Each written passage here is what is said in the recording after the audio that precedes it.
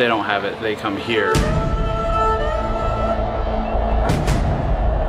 These GPUs are assembled in China, so they apparently, I guess, they have spare. 他说要再继续阉割一下。 And they buy it from these warehouses, which are on the upper floors of the building. They just have a carton. There's like probably a dozen tall and about the same deep. There's a cluster. Yeah, as I said, they're being full. They're quite well utilized. One of them sent me this price sheet. Ooh. We're multiple administrations deep in a technological Cold War over processing power between the United States and China. China's Cyberspace Administration has labeled some US graphics processing products as a security risk, seeking answers about US government backdoors in silicon. Meanwhile, the United States has imposed heavy restrictions on exports of graphics processing units, or GPUs, being sold to Chinese companies by American companies. The sale requires rarely granted licenses for each import scenario to legally export GPUs above a certain performance level, with the stated objective being to restrict progress of private and government projects, including AI development in China, while trying to maintain the US's AI leadership. The United States takes this so seriously that just this week, the Department of Justice had 2 Chinese nationals arrested in California for what it alleges is the smuggling of tens of millions of dollars worth of GPUs. Because where there's prohibition, there's smuggling. We spoke to everyone about this NVIDIA AI GPU black market in China and the US. We found middlemen who connect buyers and sellers.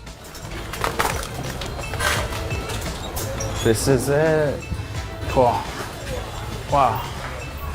坐，没事的。你是他的客人吗？我堂弟。你好。哎，兄弟。 Users who can understand the demand and explain it using the most dystopian definition of wealth. How many GPUs they have. They have much more GPUs than us. Than the university. Yeah, we're GPU richer. Oh, cool. Right. Wow. And we got them quite cheap. What model?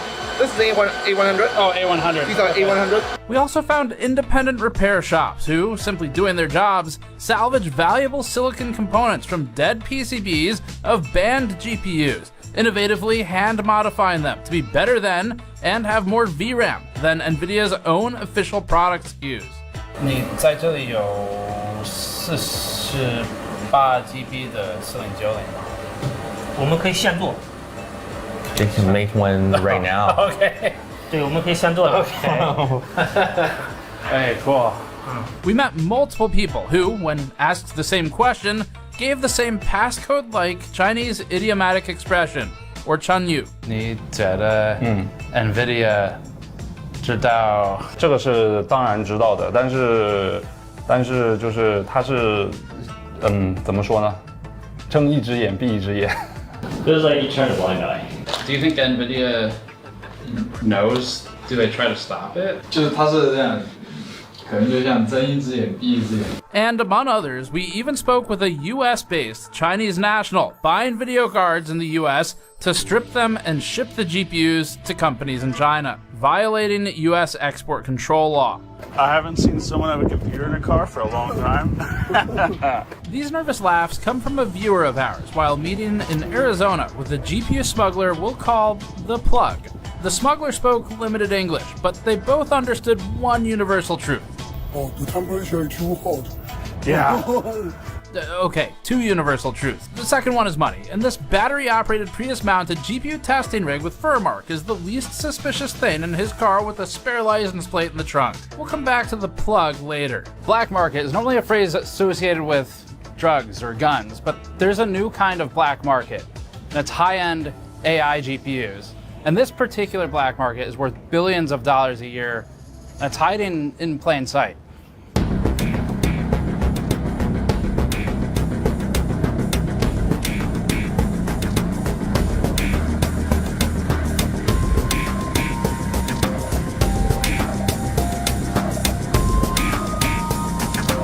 This is Hong Kong.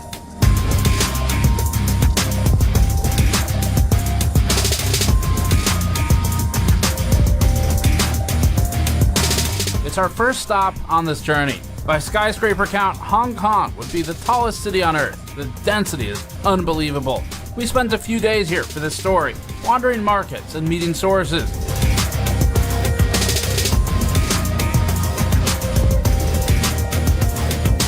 Do you feel like the ban, is it targeted at like military uses where they're trying to prevent that? I don't think from the U.S. government's perspective, there's this distinction between like Chinese academia versus Chinese military versus Chinese commercial. I don't think they really consider there's a distinction, right? Yeah. Just total.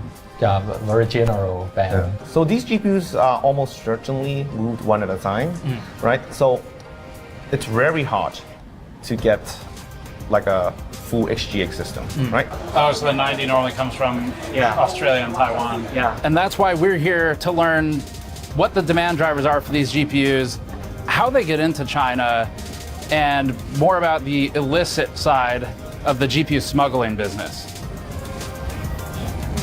The community brought you this movie. This production is being funded by our viewers rather than putting a third-party ad here. We're supporting ourselves via the community so that we can produce more fully independent movies like this. We launched our own Kickstarter-style fundraiser on our store, linked below. In addition to physical products like our Blind Eye t-shirt, Black Market GPU sticker packs, Blacklisted t-shirt, and our new GPU VRAM glassware, we also have digital rewards available exclusively to backers on this page. These backer tiers are available only for one more week, featuring bonus videos, wallpaper packs, and the highest tier even has a Q&A session with me, a tube of Kingpin thermal paste, and features a canvas print of a watercolor painting, painted by my mom actually, based on a photo I took in Hong Kong. We even hit a super stretch goal where all backers of any tier will receive digital rewards on a USB key, including a copy of this very movie so that you can watch it anywhere, anytime without internet and without YouTube AdSense ads, and preserve it in case it's taken down. If you prefer a single item, we have a brand new Blind Eye t-shirt featuring traditional Chinese characters written right to left, top to bottom, representing the idiomatic expression we kept hearing during this investigation. 睁一只眼闭一只眼。 The shirt features a cyberpunk dystopian-style open eye with a camera as the iris. Our fundraiser's already hit several stretch goals, and because it's brought in so much, we're gonna release even more Black Market backer exclusive videos that you'll get shortly for backing this project. All of these items will ship throughout September and October as we bring them in, so place your orders now to get them when they go out. The link is below.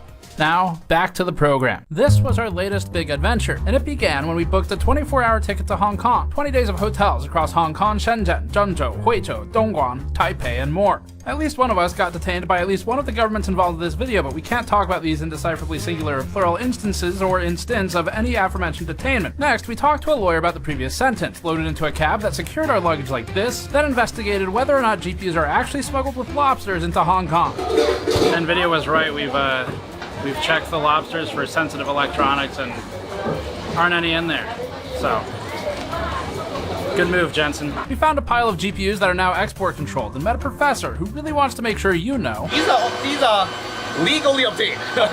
Legally obtained. Came to a sudden realization that if a banned GPU is assembled in China, then what's to stop them from just taking That's it off of the line? actually a very good question because what's preventing these GPUs from Falling off of the line. Yeah. Exactly. made friends with 3 different cats in Hong Kong. What do you think of the temple guards, Tannen? They're very good at their job. And said goodbye to this RGB city. We then booked a boat to Shekou, China. I told Tannen what Shekou means. You know what Shekou means, Tannen? What does that mean? Snake's mouth. Sounds inviting, right? Yeah, awesome. Can't wait. We arrived in Shenzhen, made small talk with hotel room service. So, how long have you worked at the hotel? Immediately got trapped in the hotel elevator by my new friend. Was there a traffic jam? Almost witnessed a workplace accident. Got kicked out of a warehouse. We got kicked out. Yes, we did. And then we instantly became fans of using high-speed rail at hundreds of miles an hour to go deep into China to meet a guy who really thinks that desoldering a GPU and reballing it is no big deal. Really? That's the easy part. Oh, really? Yeah. Okay. It's a lot easier than doing this. We got a ton of information in this video about GPU smuggling, including from this guy named Five. 然后赚差价，可能一张卡它会有500人民币到几千人民币不等的这样的一个差价，然后会通过这种手段去外面去购买带回来。 After that, we went back to Shenzhen for the 3rd time in 2 weeks, met this guy. Support GamersNexus. It's about Jesus. Don't. Yeah. I'm his father. Went back to Hong Kong, flew to Taiwan, got some street food, and got on a plane back to the US. We spoke to a lot of people for this story to go on record and learn about the dystopian world of high-tech GPU smuggling. We spoke to people ranging from owner-operator trading companies to professors of economics building data centers. 5090是有禁止吗？是有禁止还是没有？我都忘记了。是禁止的。禁止，但是市场上确实是有啊。These are very expensive items.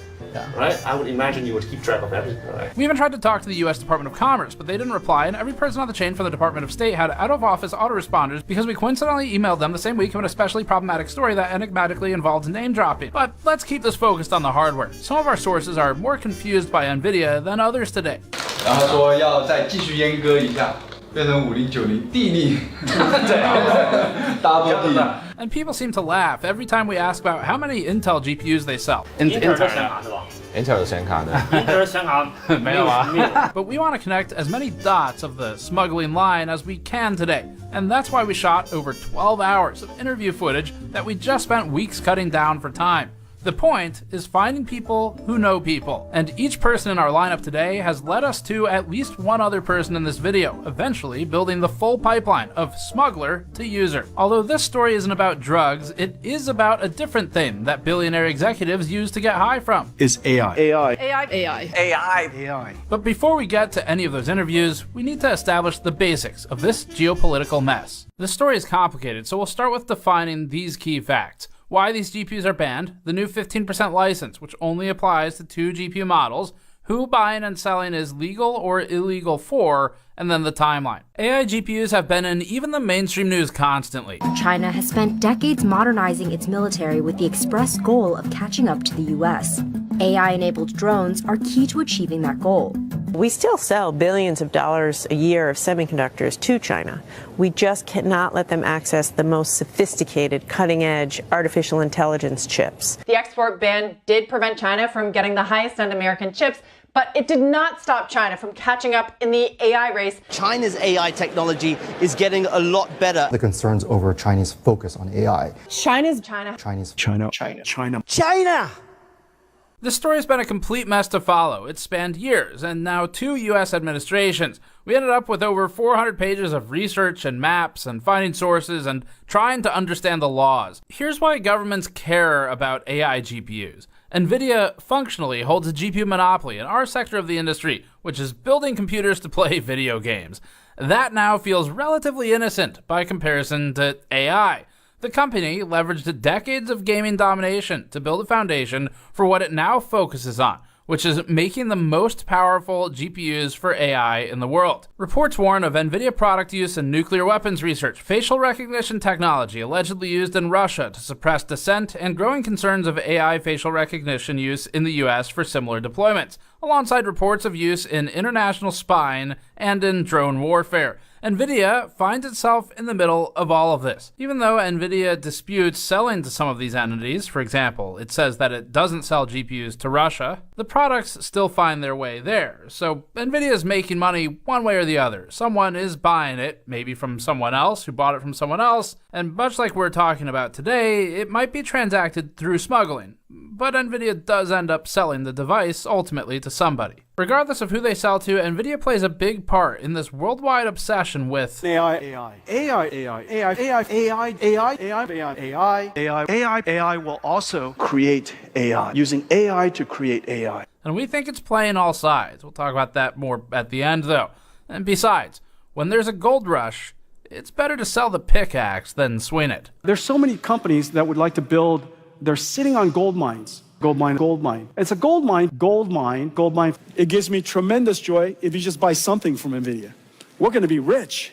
Although the US doesn't talk too much about its own use of AI, it spends a lot of time talking about China's. These semiconductors are unbelievably powerful, and we can't let them get into the wrong hands. We want the most other countries using our technology because, again, it's a zero-sum game. The concern, of course, in Washington, and particularly amongst the Defense Department and the Pentagon, is that these chips and this hardware and software ends up with the People's Liberation Army, the Chinese military, and will help them accelerate in terms of innovations on that front. The restrictions are really on advanced advanced semiconductors that could have potential military applications.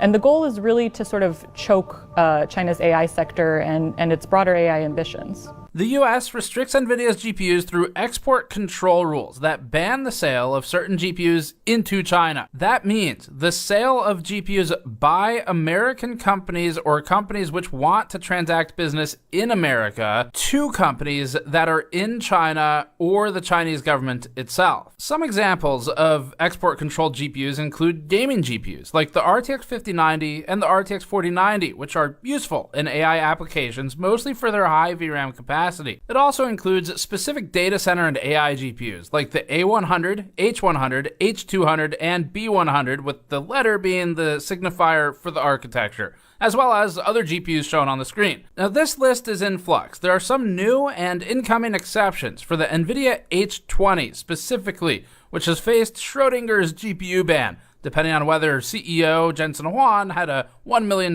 dinner at Mar-a-Lago with Donald Trump on a given week. A timeline would help, but we have 9 years to recap, so we'll do it quickly. Even at the end of the Obama administration in 2016, the US government was just starting to talk about AI in relation to national security in this Wired interview. Developing international norms, rules, protocols, verification mechanisms around cybersecurity generally, and AI in particular, is in its infancy. You got a lot of non-state actors who are the biggest players. Part of the problem is that identifying who's doing what is much more difficult. Yeah, if you're building a bunch of ICBMs, we see them. If somebody's sitting at a keyboard, we don't. And so we've begun this conversation. A lot of the conversation right now is not at the level of dealing with real sophisticated AI, but has more to do with essentially states establishing norms about how they use their cyber capability. Who are you more afraid of, Big Brother and the state, or the guy who's trying to empty out your bank account? Part of the reason that's so difficult is that if we're going to police this Wild West, whether it's the internet or AI or any of these other areas, then by definition, the government's got to have capabilities. If it's got capabilities, then they're subject to abuse. And at a time when there's been a lot of mistrust built up about government, that makes it difficult. Those were the early days. The first Trump administration started a commission advising Congress on maintaining AI leadership, including simply banning the sale of some advanced semiconductor equipment and chips to China. Several years of back and forth, a pandemic, an election, and ChatGPT's launch later, and the Biden administration took major action in 2022 by restricting exports to China, Hong Kong, and Macau. NVIDIA's Ampere architecture A100 and newer codename Hopper H100 GPUs and systems were all restricted. NVIDIA shed tears for $400 million worth of lost sales as a result, and it was especially sad when many of its export-compliant alternatives to these also got banned, like its newly created A800, H800, and L40S, in addition to NVIDIA's RTX 4090 gaming card. NVIDIA said it didn't expect, quote, near-term meaningful impact, end quote, on its financials. NVIDIA responds by designing a workaround to the previously worked-around workaround, leading to the H20. Then the government adds new rules for high-memory bandwidth cards, and the Biden administration tried to come up with an AI chip diffusion rule that would limit the quantity of GPUs being sold into different countries rather than only by processing power metrics, because the government really didn't know how the fuck to measure these things, and NVIDIA, knowing more about GPUs, could tweak any dial it wanted to just barely be compliant. Then DeepSeek came out, everyone panicked, stocks plummeted, and the government scrutinized the role of NVIDIA's GPUs in it. In February 2025, fiscal year 2025 results are posted, and NVIDIA's Singapore revenue rockets to 18% of total revenue based on customer billing location, despite shipments to Singapore being claimed to be less than 2% of fiscal year 2025 revenue, causing people to say, wait a minute. Unrelated, several GPU smugglers are arrested in Singapore one day after the fiscal year report was posted, causing people to say, that makes more sense. AMD spawns out of nowhere to say it wrote down $800 million of inventory due to export controls. NVIDIA one-ups it with a write-off of $5.5 billion.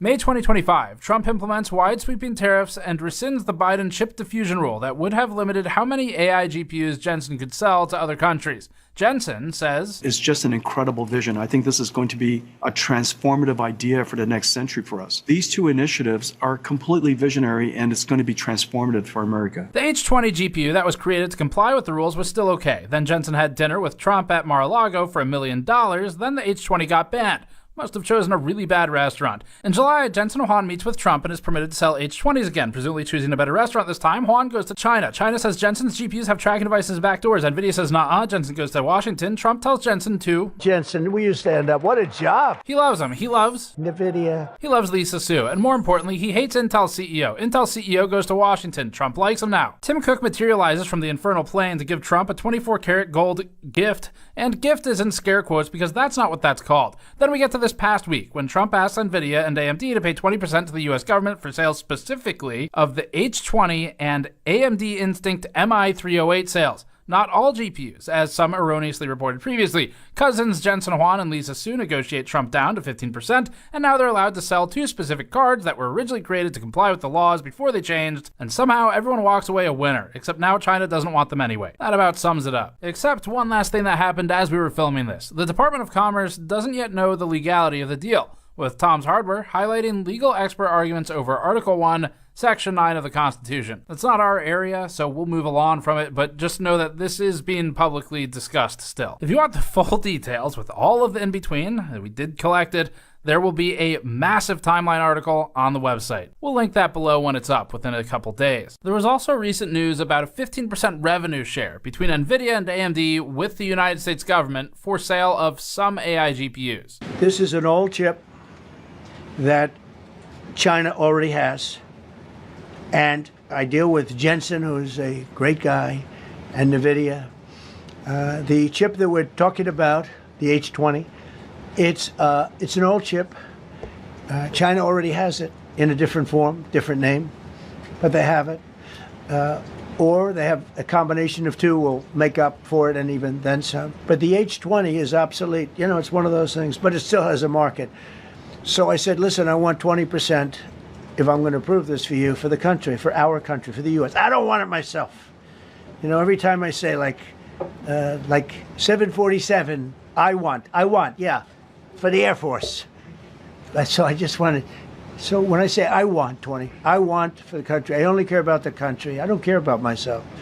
And he said, would you make it 15? So we negotiate a little deal. So he's selling a essentially old chip that Huawei has a similar chip, a chip that does the same thing. And I said, good, if I'm going to give it to you, because they have a, they have a stopper, what we call a stopper, not allowed to do it. It's really known as a restrictive covenant. If you were to only read the headlines, you might think this applies to all GPUs and that the ban is over. And then you might think that a market in China, or in the US's eyes, an illegal market in China, would cease to be so illegal. That's not the case. So I released them only from the H20. This new 15% revenue share would, if it's legal, and they're not sure yet, allow NVIDIA to specifically sell the NVIDIA H20 GPU to approved Chinese entities. They likely can't be on the entity list. It would allow AMD to sell specifically the Instinct MI308 GPU to approved Chinese entities. The proposed license would not affect any other GPU that currently does not have a license. The government hasn't made clear yet if NVIDIA's partners would also be permitted to make these sales. That means that other banned GPUs, including the RTX 4090, RTX 5090, H100, B100, B200, and so forth, remain banned. The H20's extremely high 96GB memory capacity would enable large models to fit in memory and actually run, especially with multiple GPUs in a single rack, even if it's slower. That means companies can achieve performance targets by stacking GPUs, which are lower clock and core count but higher capacity, and doing NVIDIA CEO Jensen Huang's favorite thing. We were trying to solve scale up. Scaling up, scale up, scale out, scaling up, scale it out, scale up, scaled up, scale up, and scaled it out, scaled it up, scaling in that way. As for the newer Blackwell architecture GPUs, now Jensen's a very brilliant guy, And Jensen also has a new chip, the Blackwell. Do you know what the Blackwell is? The Blackwell is super duper advanced. Let's not give NVIDIA any ideas for new GPU names. I wouldn't make a deal with that, although it's possible I'd make a deal, a somewhat enhanced in a negative way Blackwell. In other words, take 30% to 50% off of it. But that's the latest and the greatest in the world. Nobody has it. They won't have it for 5 years. On the Blackwell, I think he's coming to see me again about that. But that will be a unenhanced version of the big one. For now, these super duper GPUs are not licensed for sale. In short, the H20 and MI308 were compliant with the US government's original rules. Then the rules changed during design and production, and they were banned. Then AMD and NVIDIA collectively declared over $6 billion in financial impact as a result. Then the US government said, wait a minute, we can help with that if you cut us in. It reminds us of our tariffs documentary. And with this, if I see a tariff of 20 or 40% one week, 50 to 60 a day later, then I see it 120%. Then I see, well, electronics are maybe exempt, and in Bloomberg, and then I see on Truth Social, no, that's not actually happening. I have no idea what that means, so I can't make decisions because it's not about it being a high tariff. It's about not having a clue what's going on. The H20 most certainly is not obsolete, though. It's still very desirable in China, and with a lot of them, they become particularly potent. Setting a threshold for banned hardware should be objective, since it can be tested. This is a graph from the Department of Commerce that visualizes the original threshold at which a computing product became automatically banned for export to parts of the Middle East and China without a granted license. There have been some changes since, but back when this was made, the total processing performance score on the y-axis was used to determine cards in need of a license. The government needed a metric to calculate against, so it created its own. Accelerators and video cards have a lot of metrics in their spec sheets, including memory capacity, which is critical and as simple as a pass-fail for certain AI and training use cases. They have hard numbers for memory bandwidth, GPU clock speed, GPU SM or CU count, TPCs, tensor cores, ROPs that are sometimes randomly missing on NVIDIA devices, teraflops, tops, petaflops, gigaflops, gigabits, power, and more. So then, banning a product could probably be based on some sort of benchmark rather than a random metric from a spec sheet. But the US government, illustrating what an absolute clusterfuck this situation was and now remains, decided to instead multiply one random metric from a spreadsheet against the bit length of the operation being executed. Flops, or floating point operations per second, and tops, or tera operations per second, are calculated by the company making the spec sheet and aren't a great measure of actual performance. These numbers are based on both marketing and whether we're talking about FP8, half precision floating point 16, single precision floating point 32, double precision FP64, integer performance or tensor performance, or otherwise. So the government says, quote, the rate of Mac tops is to be calculated at its maximum value theoretically possible, end quote, and quote, the rate of Mac tops is assumed to be the highest value the manufacturer claims in brochures for the integrated circuit, end quote. So it's not based on a bunch of real-world benchmarks of applications or something. The government also references Mac tops as the theoretical peak of tera-ops in multiply accumulate computations. The Biden administration used this total processing performance, or TPP score, in 2023, with the government later adding a performance density metric, dividing the TPP by the die area in square millimeters. In other words, the government didn't want NVIDIA to be able to sell more of a lower performance GPU to make up for the loss of high-performing parts with multi-GPU solutions. There are a lot of reasons this doesn't capture the full picture, like sparsity, APIs, different methods to calculate flops, and different performance for different applications. But the government needed a way to define a threshold, so this is what they made.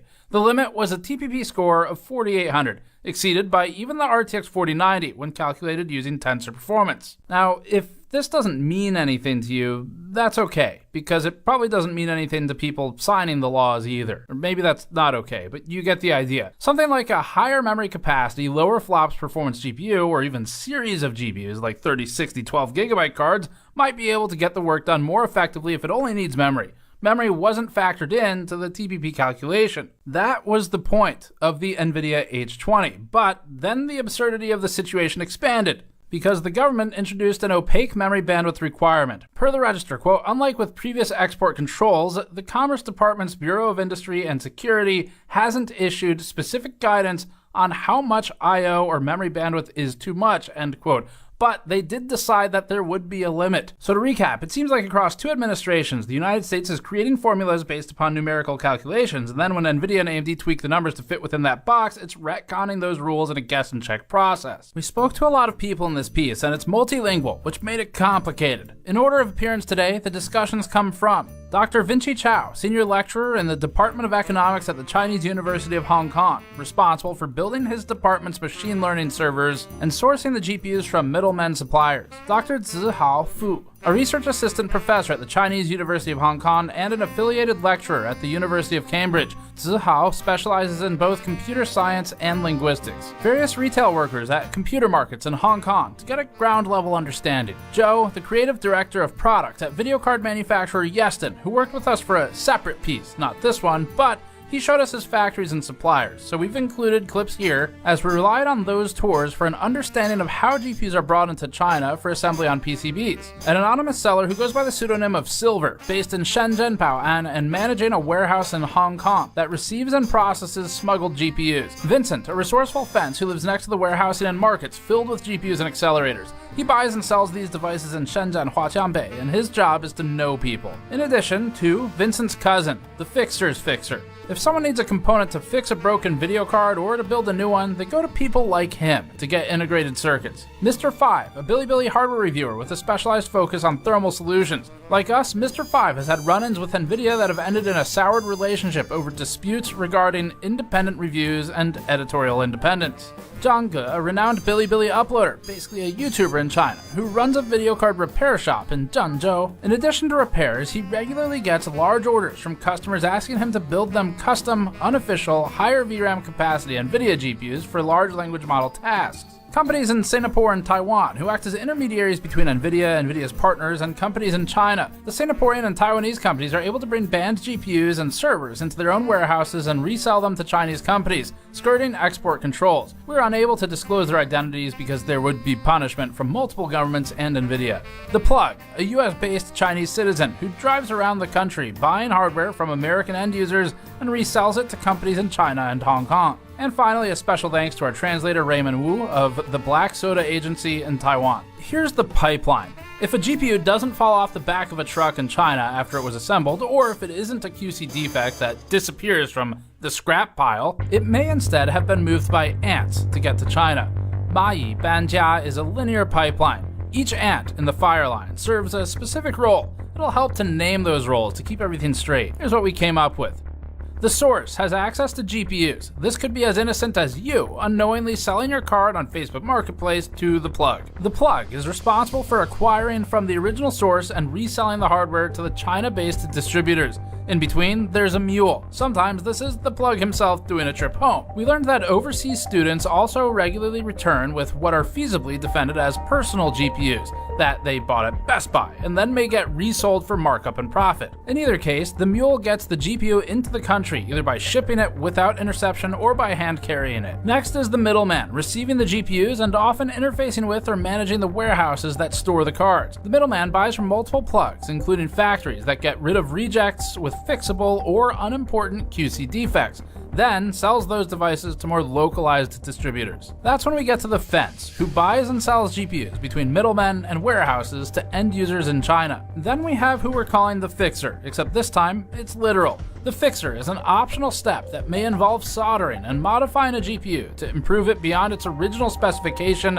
and make it more marketable for domestic AI uses. They might also just fix QC defects from factories. Finally, we have the user. This is self-explanatory. The user is the demand driver, and oftentimes, large enterprises want dozens or hundreds of GPUs or more, while smaller users, like the university, may just want individual units or small batches. With everyone's role named, let's continue.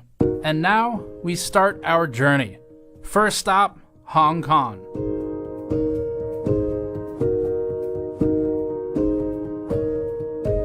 Upon arriving in Hong Kong, after checking out the local wildlife, one of our GPU dealer informants slipped us a price sheet for a mix of GPUs that are both export controlled and not. All right, so check this out. This is a GPU price sheet where we just got to Hong Kong, and I've already been able to find a supplier who works as a middleman between smugglers. And you just pick the GPU you want, so you can see 5090, 4090, 48 gig, 5090. Down here, there's some A6000, A100, A180 gig. That's pretty valuable, so that's 75,000 renminbi.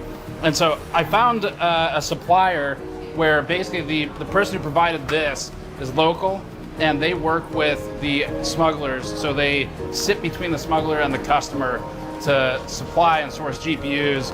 The problem is, I don't know what the going rate is for any of this. And so what we're gonna do is take this price sheet to our local fixer, Dr. Vinci Chow at the Chinese University of Hong Kong, and see what he thinks about the prices here, and if this process is normal.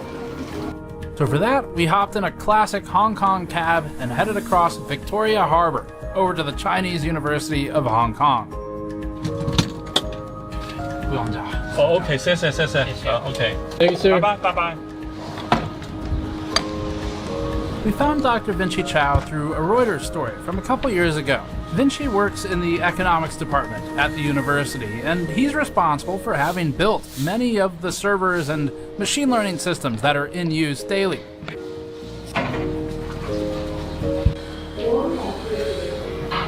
Here's some professors. Oh yeah, Vinci. He has a whole blog detailing his process, including the difficulty of sourcing components and the ease with fixing problems when so close to Shenzhen, such as having custom PCIe riser cables built and basically done the same day. Dr. Vinci Chow is the right person to start us off with this story and educate us on where to go next. We're here to learn the user's perspective, because before there could be any kind of market for it, there has to be demand. And that is what the university and organizations like it generate.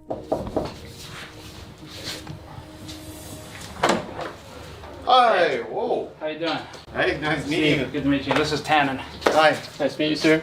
Right, so we have several options. Okay. You can set up shop here. It's a construction site here right now. Yeah. So we are renovating. An interesting anecdote is that Dr. Vinci Chow actually went to school with someone important at NVIDIA today, the Vice President of Applied Deep Learning Research. I was actually in Berkeley at the same time as my Brian Catanzaro.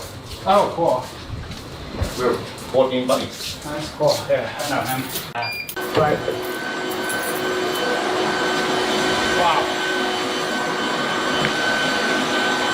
We won't be able to do much talking in here because of the noise. Yeah. So, A100. These are legally obtained. These are legally obtained. We got it actually very interesting because we got these, I think, right before the ban. No, right before ChatGPT was released. Okay. Around ChatGPT. So several years ago. Yes, and we got them quite cheap. One of them is actually modified from SXM version. Before everything, GPU becomes such a scarce resource. Yeah. There was a period of time, I think right after crypto crash, that GPU was actually quite cheap. Even A100 was actually quite cheap. We were able to get these for like less than $10,000 US. Right. And then ChatGPT came out and everything like it went crazy. Yeah. Even now, like if you go on like AliExpress, like you still see a lot of 2080 Ti, like 2080 Ti being modified. So for teaching, we use a 3060 because without modification in the Ampere generation, it has the highest memory capacity. Right. Right. But it's all gone. Like clearly there's demand. It probably makes sense for us to get the mics on. Because of the way we shot this, you get to see something you don't normally get to see in our stories, which is all of the conversation leading up to formally filming. Sometimes there's more interesting information when we're just spitballing. Like, I guess even universities have become more secretive, right? In the past, universities are very open, right, in terms of what we're doing, what we are capable of. These days, I think there are second thoughts. Some researchers might not want to be being so open. Yeah, the collateral damage is an interesting right. And topic. On the other hand, it's interesting because it's the export ban, right? So it's illegal to export to China, and that'll be one of my questions for you. Without permit, right? But then it's completely legal on our side, right? There's nothing that says that you cannot buy high-end GPU, right? So from our end, as long as we follow all relevant procedures, right? There's absolutely nothing illegal about for us over here to buy these GPUs, right? So that makes it for a very interesting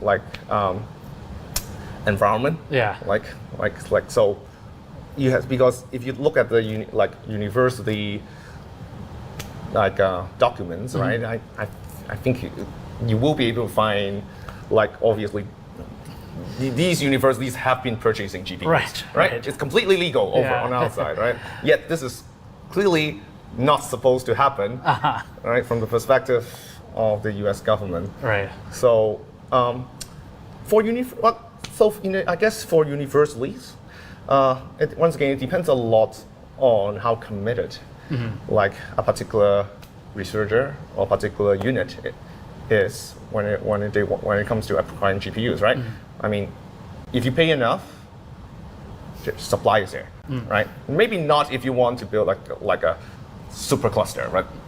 For research, most researchers are talking about 1 or 2 GPUs, right? And if they have the funding, then it's possible to obtain that. So it's just everything is more expensive. That makes sense. I'm in the Department of Economics, which is kind of interesting, I guess, for someone in the Department of Economics to talk about GPUs. But we started building our own cluster during the COVID, right? Well, not just we, but you specifically. Well, me, all right. Yeah. So I'm responsible for that. Yeah. So it's we because the department has to fund it. Right. Right. So I am the one who plans these things out, but the department funds it. I started building my own desktop computers back when I was in high school. Cool. Right. Hong Kong is a small place, right?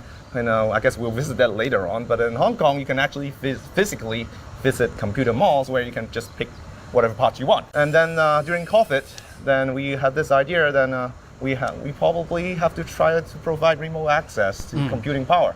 The first GPUs we have was 1080 that we obtained from the computer malls. $500 US each.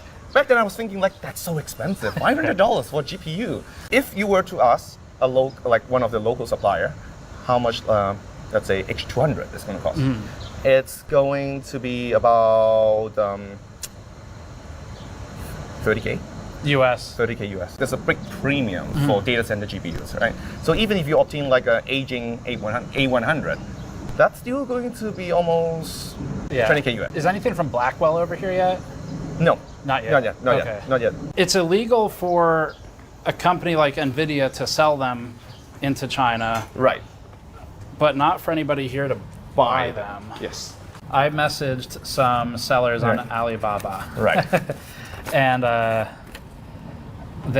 one of them sent me this price sheet. Ooh. Tell me, what do you make of this? Do you have any H200s in your servers? Well, we want some. Okay. We want some. I can connect you to the supplier. We want some, right? We want. So what like that? After tax, they want $213,000. What is that in US? Let's see. So that is $29,700 US. Yeah, that's about I think the right price. I don't know what MSRP is, or if they even have one. I think, but first of all, it's not like there are a lot of companies, even in the States, that would just put out an MSRP and they just buy it online or something like that, right? Right. But I think for the few companies that actually list a price, I think it's actually the premium is, as I said, it's surprisingly low. Right. It's almost as much. It's just about the same as their MSRP, as far as I can tell. Do you know how these companies, the suppliers, get the GPUs? Any idea? Because I've read a lot, right? I've read that I came across a Chinese phrase in one of the Baidu searches I did, and I think it was "Mai Banjia" or something. And the idea, if I understood it correctly, was that a bunch of people kind of move one GPU. Right. So these GPUs are almost certainly moved one at a time, right? So it's very hard to get a full XGX system, right? These days, most of the vendors would recommend getting the PCIe versions of the GPUs, because it's so difficult to smuggle in a full XGX system, right? Okay. Yeah. Now, if you want an XGX system, for example, the companies that have ways of obtaining them would recommend that they be installed in a different country. Okay. Right. So yeah. basically, you can like acquire GX and then have it installed in like Southeast Asia. Okay. Right? So meaning. Right. It would actually be physically located somewhere else, and then you remote into it. Right. Okay. That's what they would recommend if you want that. If you actually want it on premise, right? If you want it here, then almost every one of them would recommend that you just get the PCIe version. Okay. So that probably suggests just because it's easier. It's easier. When you put in an order to buy something, is it already guaranteed here at that point, or do they have to get it? Depends. Okay. Some companies have limited stock. We're talking about probably maybe a dozen, right? So, but if you want more, then it would probably have to be like ordered and like a deposit or something. Yeah, shipped in from somewhere else. Any idea what happens if they get caught? I mean, to your money, like. Well, we don't pay. Okay. Until we have to pay deposit, right? But then I presume if they cannot deliver, you maybe get it back. We will be able to get it back locally, since we're not doing anything illegal, so we can just go to the court and suit them. And do the local governments even care? I mean, like, because I guess that was one of the things that was unclear to me. Where if it leaves the U.S., like let's just say, as an example, if NVIDIA decides, you know what, we're just going to ship it straight from Santa Clara, California to Shenzhen or something, you know, that would be a problem. Right. But on the receiving side, do they care? You know, does like Hong Kong I would say the receive. Well, I would say no. That we don't. We probably don't care. Right. I don't think the government is going to obtain these GPUs now that there's an export ban. I don't think they're going to do that. In Hong Kong, we have like basically the government essentially funded 2 H800 Superport, but they are both legally obtained right before the ban. So, and since then, there hasn't been any news that they're going to expand their capacity. So I would say the government probably not going to do it itself. I guess the only thing they care about is if someone brings it in, they pay the import taxes. Well, but there's no import tax in Hong Kong. We are free trade port. Okay. You can pretty much bring whatever you want, except normal things like firearms. Like you can't do that, right? But otherwise, we are free trade port. So. Okay, that makes a lot more sense then. Because I think I read that Macau is the same. Right. Maybe free trade port. Free trade port. Yeah. Okay. Interesting. But I'm pretty sure these GPUs don't go straight from the US to Hong Kong. Right. They would go through. They probably go through some third party country somewhere you can actually legally export those GPUs to. Singapore comes up a lot. Singapore comes up. Malaysia is another place that comes up. Right. Have you heard of? I saw a story from The Economist actually, where they said now there's. Like they referred to it as, I think, data smuggling. Right. They're talking about bringing data from countries with the export ban to Singapore to have it processed locally. Right. So I think it's similar to what some of these companies have offered us for consideration. Is that given how hard it is to bring in a large system, it's actually easier either to fund a system in Malaysia or Singapore, or you just rent capacity there, and then just remote access, right? Yeah. I mean, I guess the reason why you actually have to take physical hard drives back and forth is due to the size of the data. Right. It's going to be hard to transfer the data remotely, but otherwise the idea is the same, right? Given that you cannot bring the system in, just have it somewhere you can access. How you doing? Steve. Hi, I'm Steve.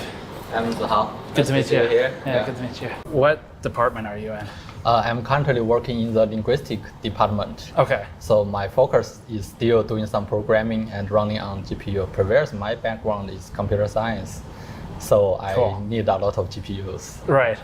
So you've already got the computer science background, but then I got a computer science background in this university. Yeah. Do you have your own server cluster? Is it separate from the econ? I think they have the best one. Okay. This is the best one in this university. So who built the one for the arts department? Actually, we use the university's GPU. So university have a central GPU, and everyone can use that. If you buy some GPU and they can help you to manage that GPU. Okay. So that's how we are using. But I believe they have much more GPUs than us.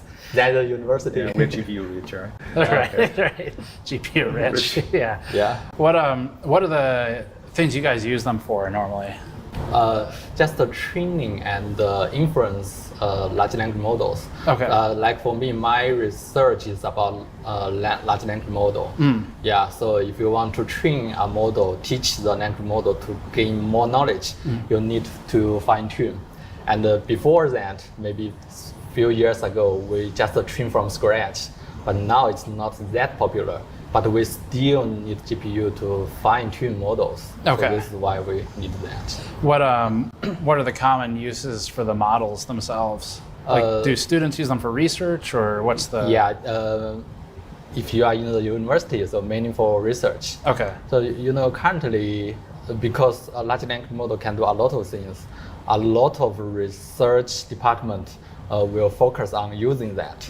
So a lot of research will be focused on how can large language model help them.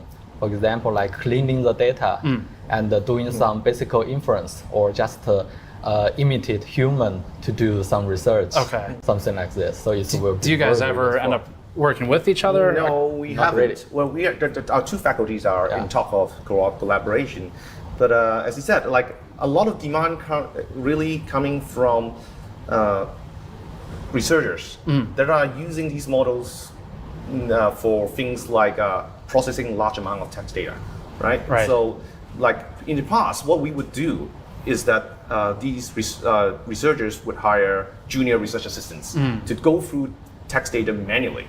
And it's a very expensive and slow process, right? These days, all you have to do is to feed the text data to LLMs. And that really drives an explosive growth in demand for these LLMs. And because neither OpenAI nor Anthropic is interested in serving Hong Kong, which is part of China, right? So that means that there's a lot of demand for on-prem solution.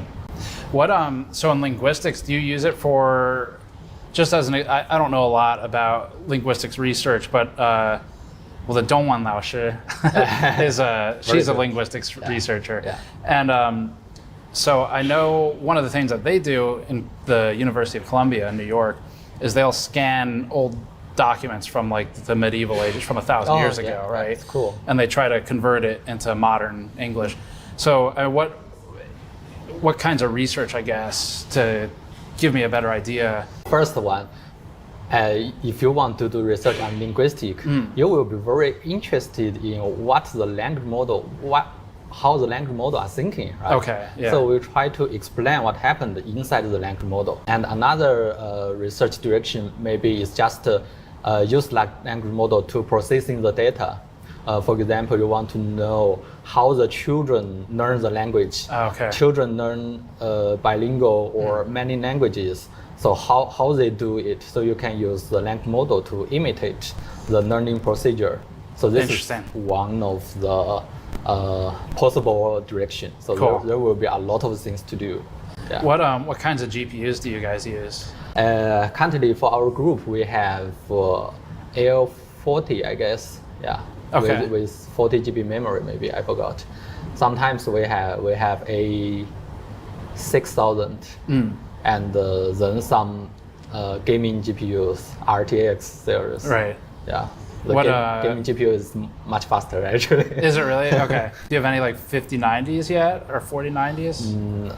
I have used the 4090, but not 5090. I think memory is the most important part for researchers, because if it's running slow, then you can wait for 1 day or 2 days. It doesn't matter.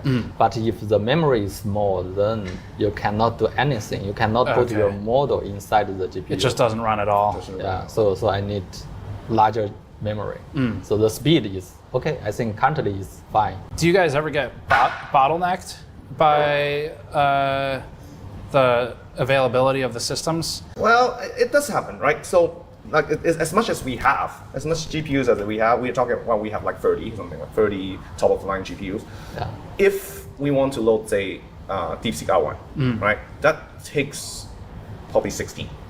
right? Okay. That's half our capacity. Right. And if someone, like one of our teachers, or what would say, I need DeepSeek R1 for 2 months, right? Then it would take a bit of planning, because we would have to see if we can balance the need of other users. It's not going to be enough if you want state-of-the-art model, given how big these state-of-the-art models are. I think all researchers would love to scale up what we do, but the reality is it might not be possible to get the hardware to support what we want to do. If you had, and I know you don't, but if you had unlimited budget, right? Would you be able to get as many GPUs as you want, or is there still a supply constraint? You know, So, like in terms of buying. Let's just say GPUs. somehow we obtain like, I don't know, millions of dollars Right. of funding, right? Right. Even if the university is providing that, right, there's still the problem of the export ban, right? Before the export ban, it can be done, right? There's another university, local university, HKUST. They obtained a full H800 SuperPort, at a considerable cost. But the university was able to fund it, and they managed to just get it right before the ban, right? So that's like kind of a once in a lifetime opportunity right now, right? From today's perspective, right? And they did it, and they benefit from it. Their researchers get a full 400 GPU cluster to work with, right? It's university-wide, centrally funded, right? In CUHK, it's just not something we can do right now, right? I think in CUHK it's managed by each group. Right. I believe the computer department also have a very big one. Yes. So here, that's our university. It's a bit decentralized. So, part of the problem, as I've mentioned, is the fact that with the export ban, departments are not necessarily willing to publicly list their computing capabilities. I think the next thing we should probably check out the server. Well, in the university, the working language is English and then Mandarin. Right. Okay. The university's name, I think. Oh, that's okay. The that's Chinese one. we have to clarify, because people always come with this question. The Chinese University of Hong Kong. 中文嘛。香港中文大学. We teach in English. Okay. Chinese means Chinese culture, Okay. Chinese heritage, not Chinese language. Okay. Right? That's what a lot of the exchange students was confused about. Right. They thought like we teach in Chinese. No, we teach in English. Okay, interesting. So this is your cluster. There's our cluster. Have you seen it before? In some other places. Oh, but never his? Yeah, never here. Cool. Yeah, never in Hong Kong. Yeah, as I said, they're being full. They're quite well utilized. This is actually not part of the cluster. This is our non-cluster stuff like web server and stuff. But so these two racks are the cluster. Did you have to do anything special for the air conditioning? So I mean, as I said, this is kind of like clandestine, right? The thing is, these GPUs are very hot, right? A single 8 GPU system can put out like 4,000 watts. Oh, okay. Right? So it's like two hair dryers. So when you say a single 8 GPU system, how many does each rack or each blade have in it? So like a 4U unit these days, like these ones, like this one, like and this one, these ones, these are all 8 GPU systems. Okay. Right. So for you, is each of these all different configurations? So now our cluster was built up over like almost 5 years, right? So that's why we have some really old systems that come from 5 years ago, and we just keep adding things. That's a bit different from, let's say, some unit like full SuperPort, which is purchased in one go, then everything will be the same. Right. Right. Here we just keep adding capacity and just leave the old components until they gradually not work. Until they're not useful anymore. They're not useful anymore. Right. Did you have to do special power design, power delivery, cooling? Yes. You cannot just plug these GPUs into a wall socket. It would blow the fuse immediately. So we need two three-phase. We have two three-phase power specially installed in this room. So they have these massive plugs for power. There's one there, and then there's one over here. And then you can actually see they're running flex ductwork. And you can see it shaking at the bottom of that one in the back, where it's actually shaking because it's pulling in all of the exhaust from the servers. And they're piping that up. So I think that's the return.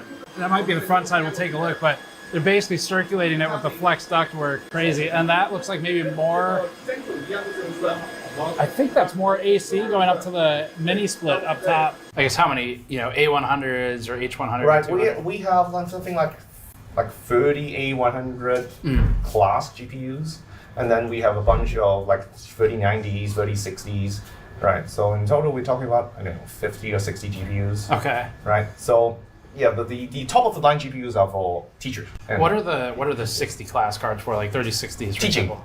Just teaching. Teaching. Wow. It's for teaching. So we have these undergraduate machine learning courses that we let students load hugging face models.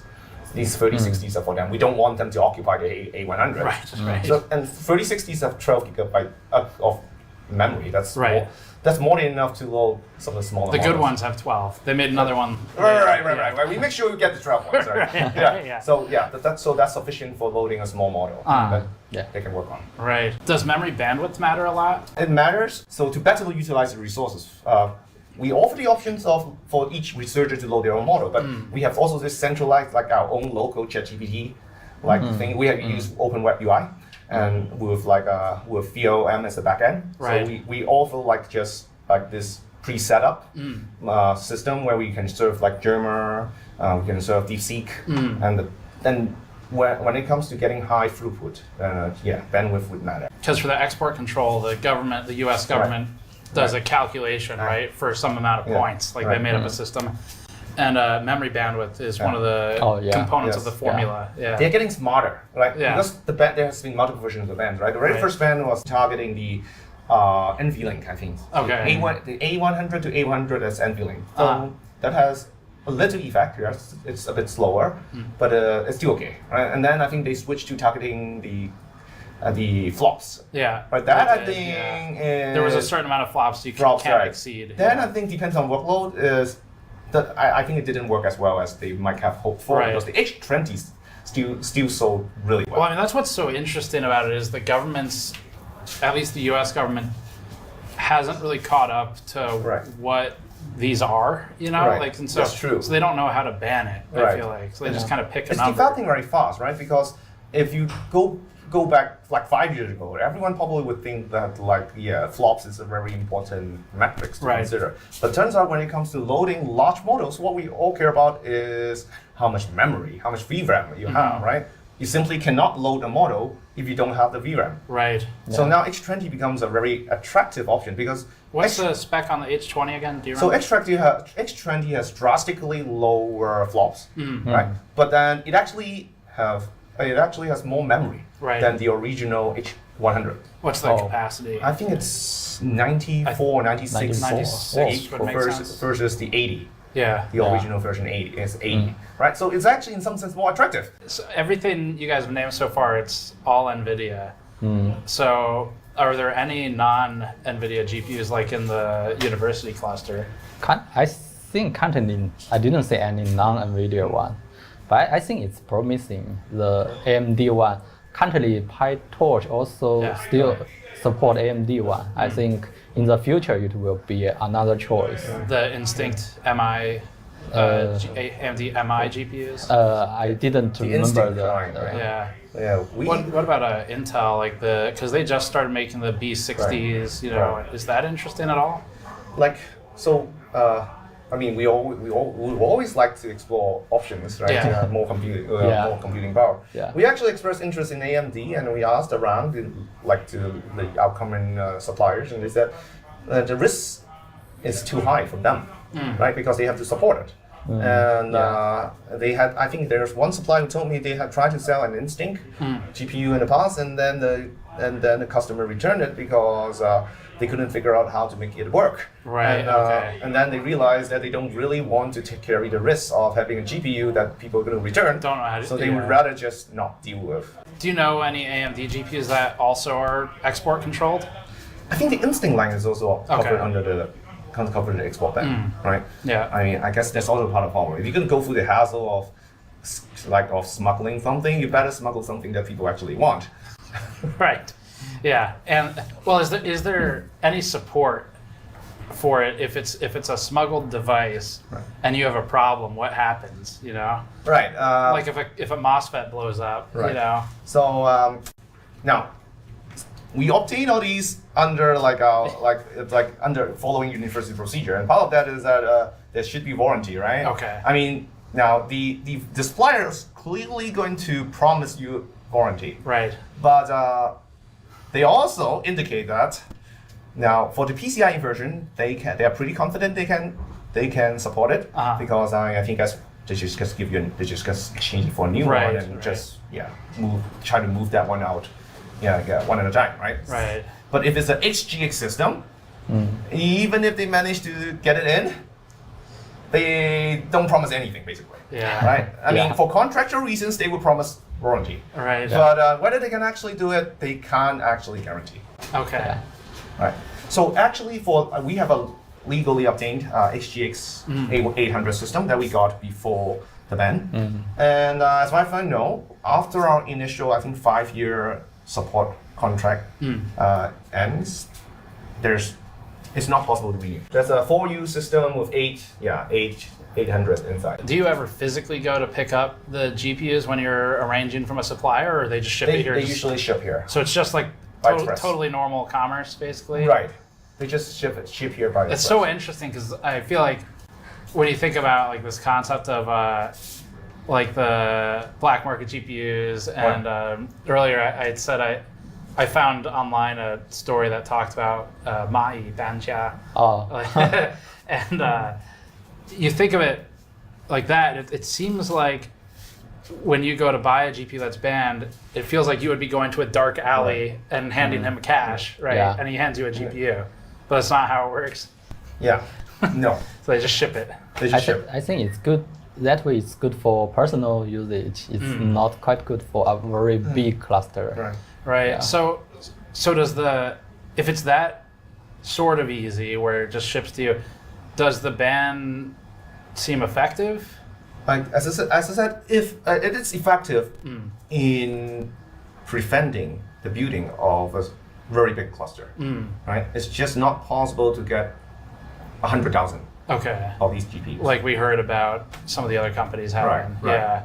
And I think there are like people from the company who refuted that idea, right? We don't really have that many. I think that's right. Right. Why do you think the U.S. government cares so much? Like, what is it they're trying to prevent? I guess they just want to delay the speed of other countries of training the model. But seems I don't know, their ban is very weird actually. Right. Yeah. Do you feel like the ban, is it targeted at like military uses where they're trying to prevent that, and then it just happens to affect you guys as well? Or are they targeting, you think, just companies in general? I guess it's in general, every company, every people will be influenced by this. So I guess just to delay the speed of research. Yeah. Just like my experiment, for example, if I can have better GPU, I can finish in 1 day. But now, 2 days or 3 days, right. That's fine. Just wait a little bit.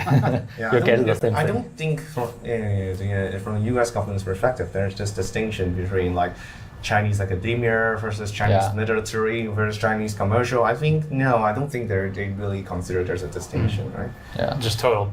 Yeah, very general ban. Right. I know Huawei has the new Ascend, I think it's called. Yeah. Is that interesting at all? I mean, does it seem like that's promising for you guys? Huawei's GPU, I think they built that for many years, and they also trained some language model based on that. So currently, seems no friends around me are using, but maybe in the future they are trying to try that if they still cannot get the NVIDIA one. Do you guys need CUDA for your stuff? Oh yeah, definitely. If you want to train the model, you need CUDA. Right. So I feel like we can still get by because we as I said, we're not really needing that many GPUs, right? Yeah. So there's still enough supply NVIDIA GPUs supply around for what we need. Right. Right. But if we want to scale up, then NVIDIA is just not possible right now. So probably one way, eventually, like something like Huawei Ascendance would be. You said you have an interesting GPU that was modded, I guess? Yes. We have several GPUs, like as I said, like this is one of those like reference board. Yeah. And RTX 3090. Yeah. This is a 3090. This is a 3090. I think it's very Chinese specific, right? Yeah. I don't think you can actually. They were not popular in the US. You could get them, but not many. Yeah. Because they're noisy. They're Yeah. really noisy. Yeah. And the only reason to get these is because you want like multiple of them. Yeah. Right. Packed closely together. They're designed for that purpose, right? So they have these kind of slots. One of these I think are like a normal, actual PCIe version of A100. And this one is actually a modded version, but they use the same casing. Okay. So this one is actually modded from a SXM version. So if you install it and take a look at the NVIDIA system information, this one will show up just like it's shown as SXM. SXM. Okay. SXM. Right, but they look the same. This is actually a very interesting question because, as far as I understand, this is possible because these GPUs are assembled in China. These GPUs are assembled in China, so they apparently, I guess, they have spare casings, right? Well, so here's a question for you: if a banned GPU is assembled in China, then what's to stop them from just taking it off of the line? That's actually a very good question because, as far as I know, even the H200 seems to be assembled in China. Yeah. And I have no idea what's preventing these GPUs from falling off of the line. Yeah. Exactly. So, yeah. I don't understand how it works at all. How is the ban even going to?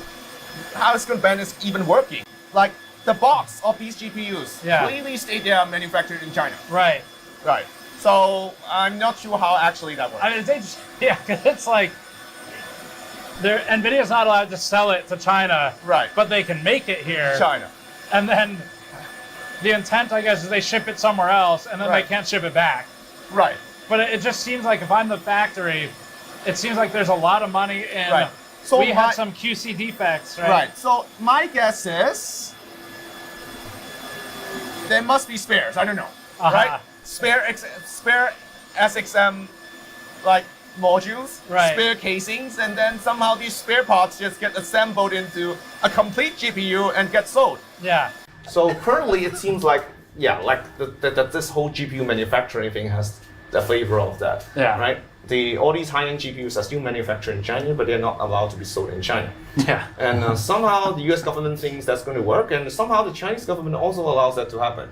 I have no idea how actually that whole thing works. Right. That's so strange. Because like the GPU silicon is made in TSMC, which is all over Taiwan mostly. Yeah. So they make it there, they ship it to the factory in China, I guess, and then an SMT line must populate the board. Right. One of the GPUs we have, one of the A100s we have, they're modded. I think one of the NVLink doesn't work. So my guess, the explanation is probably failed QC. Right. And then it just gets assembled and. Right, sold. And so then you have 2 out of 3, I guess, NVLink? You just have, so it's just going to be slower. Right. Right, but for a bargain price. Yeah. Right. Is it cheaper than like a fully functioning? Yeah, like I think it was cheaper. Okay. It was cheaper, but doesn't make a difference if you're just using one GPU. Right. So it would be a bargain. Interesting. Yeah. Do you think NVIDIA knows that all of this is happening? I would be surprised if they don't, right? Yeah. I would be surprised. I would be really surprised if they don't. Right? These are very expensive items. Yeah. Right? I would imagine you would keep track of everything, right? Yeah. I don't know. Is that? It's hard to know what they can do, what they plan to do with all these defective parts. But we're very surprised that no one have ever thought of the possibility that if it's something so valuable, someone would come up with a use of even a defective one. Defective ones. Yeah. Yeah. Interesting. Yeah. Yeah, like the AGPU servers, like we could pull out one of them if you want to see what's. If it doesn't disrupt you, that would be great. One of them, and then we have another. Yeah. pull out one. This seems interesting. So this is one of our older ones. This is our older one because this one is not. It's basically assembled completely from like retail parts. Okay. Right. So this whole system is obtained around when the time when ChatGPT came out, right? Yeah. So this is the time when everything you can get from AliExpress. Yeah. Like the case, right? So you bought all of this just on AliExpress? Yes, everything is from AliExpress. Everything from AliExpress. Cool. Like CPU, RAM. The part that's by far the hardest to get is the power supply. I saw you write about that in your blog. Right. What makes it difficult? Because now it's very hard to get high quality, high power server grade power supply. This you need in order to support 4 A100, you need like 2000 watt power supply, and right. you need these kind of server grade redundant yeah. power supply, and there's just no demand in the from retail customers for these kind of GPUs. So for these kind of power supply, so supply is low. Right, if you buy this case, mostly they come with something like a 800 watt power supply. Yeah. And we need 2000. So that's the hardest part, right? To source. Is this a redundant power supply? Yes, it's a redundant power supply. Okay, so it's got a failover. The CPU, what are you using for this? This is a Epic 7763. That you can get from AliExpress, no problem. Okay. If you need to. And then the port is from ASRock. Yeah. Yeah. ASRock board. ASRock rack. Yeah. So it's like the server line of ASRock. It does have like 7 PCIe slot. But then in order to, because we need we want infinite band network. Yeah. So we have these cables like specially made to the they're custom made. The length we need. Okay. Right. We need it to be this long, and to support the infinite band card. Is that that down there? Yeah. This is the So that's the infinite band card. Right. That's the 200. That's the HDR 200 GB card. Right. Yeah. Is all of this stuff pretty high priority for the university at this point? Like on the, technology side, are they invested in the purchasing and I think the university is realizing how important this is, right? That's why we have this brainstorming session. Right. Yeah. I guess university will begin to buy more GPU and try to find some strategy to share with the whole staff members. Right. Yeah, it's a good sign. Cool. But it's just a start. Right. It's I think we will try to catch up quickly. Yeah. Try to catch up quickly. Very cool server room. It's impressive. Wired they just happily provide you with their Weixin. And I'm not encouraging working 24/7, but like customer support in China, it is 24/7. Right. Not designed for Hong Kong. Not designed for Hong Kong. Right. They don't sell it anymore. So Hong Kong is a free trade port, I guess. Yep. Yeah. But China mainland is not? Except Hainan, right? Except Hainan. Yeah, Hainan. And some part of Shanghai also makes similar policy. And that just means no local tariffs, no import taxes? Yeah. Right. And relatively simple paperwork, I guess. Okay. Right. This is where we call the university mall. Okay. It's where we hold out like a commencement. Cool. Yeah. The graduation ceremony here. Yeah. Wow, this is nice. Right? Yeah. It's called Wow, holy shit. So that's the science park of Hong Kong, and you actually see one of our unicorns. A little bit. Sense time. Time. What do they do? Facial recognition. Previously. AI. I would say AI. Yeah, general AI. But they kind of built the business on facial recognition. CCTV stuff. The Chinese government is a big customer. Right. Do you feel like you guys are locked in at this point to NVIDIA because of CUDA? I guess to rephrase it, is there a difference in what matters more to you? The power of the hardware or the power of CUDA? Because both are very good. So I would imagine if someone put in enough effort so that non-NVIDIA hardware runs just as well as NVIDIA hardware in PyTorch, and then the VOM and stuff, then would not be too hard for us to switch. But I guess that's harder to do than to say, right? Because someone has to put in the effort to make the models run smooth. There has to be a good reason to switch. That part is hard. Yeah. Only problem is if you switch to other devices, you will have a lot of bugs. Right. Some bugs you cannot fix. You need the whole community to help you. So this is a very slow procedure. Definitely the CUDA and the NVIDIA is currently the best one you can choose. Right. After this discussion, Zihao parted ways, and Vinci brought us to one of his favorite tech spots in Hong Kong, the Golden Computer Center, and the outdoor tech flea market next to it. We actually have a whole separate video looking at some of these places.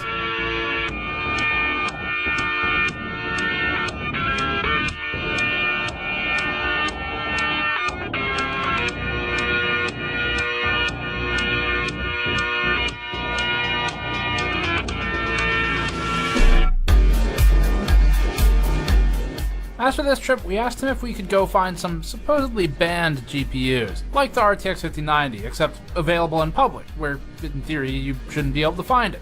The hope was to find a shopkeeper with some ground-level knowledge, more consumer-level. Everyone wants Jensen's flavor. Do you still frequently go to the market? Not as often as before. Yeah. Right, so mostly because I've mostly switched to using server components, right? And you can't get these components in these markets. Our cluster is pretty much exclusively EPYC, which is rare when we start building out 5 years ago. 5 years ago, there's probably still a lot of Intel. Right. Everyone is still buying Intel, and we started buying AMD. So right now in our cluster, we have the last generation Genoa CPUs, and I think we have 256 core across 2 CPUs. My guess is these GPUs are probably smuggled in from from Southeast Asia. In that case, unless those countries try to enforce the ban. But I feel like most of them probably wouldn't really care. You know, it's not their ban. So. Right, it's not their ban, and why cross the Chinese? Right, that's a good point too. Yeah, I guess they've got 2 choices, right? Right, which is why Biden piss off America or piss off China. Right, well, that's why Biden had this idea where the Biden administration had this idea where you're gonna have to separate the world into different zones, and some zones are trusted and some are not. Right, but then this is scrape it, right? So now it's back to, I guess, back to one by one. Yeah, back to one by one, right? And I haven't heard anything about the countries having to prove themselves to be trustworthy anymore.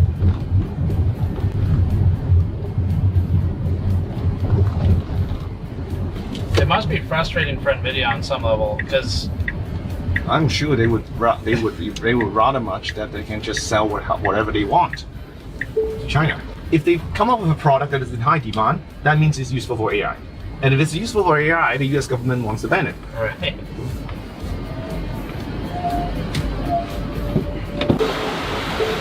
Do you think the export controls are having their desired effect?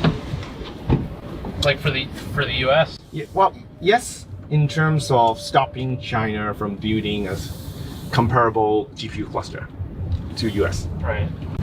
So it's really just about what you keep coming back to, which is if you want to buy thousands of them, it does make it a lot harder. Because I guess ideally, if you want to buy 10,000 GPUs, you probably buy it straight from NVIDIA if you can. Yeah. Not even that many. Even if you're buying, let's say, 400. Okay. Right? Let's say a superport. Right. Then the NVIDIA is likely going to be directly involved. I do wonder, it seems like if you make it hard enough to get US products, eventually you would think China would just dump its own resources into helping like a domestic, So, well, China is already doing that. Okay. Yes, Chinese companies trying very hard to come up with competition, a competitive GPU. All right, so where are we going? What's this place called? This is a shopping mall called Dragon Center. Watch your belongings. I did lock all the doors, right? That's just me. I mean, okay. I asked him if it's safe to leave it in the car, and the first time we say it, he says, watch your belongings from the police. I mean, they're priceless too. I mean, be transparent. Oh, this one. It's a parallel import. Parallel import. Where is it? 平衡进口. Oh. Parallel import. What does that mean? That means not imported by an official distributor. So like kind of what it practically means is smuggling. Smuggling. Yeah.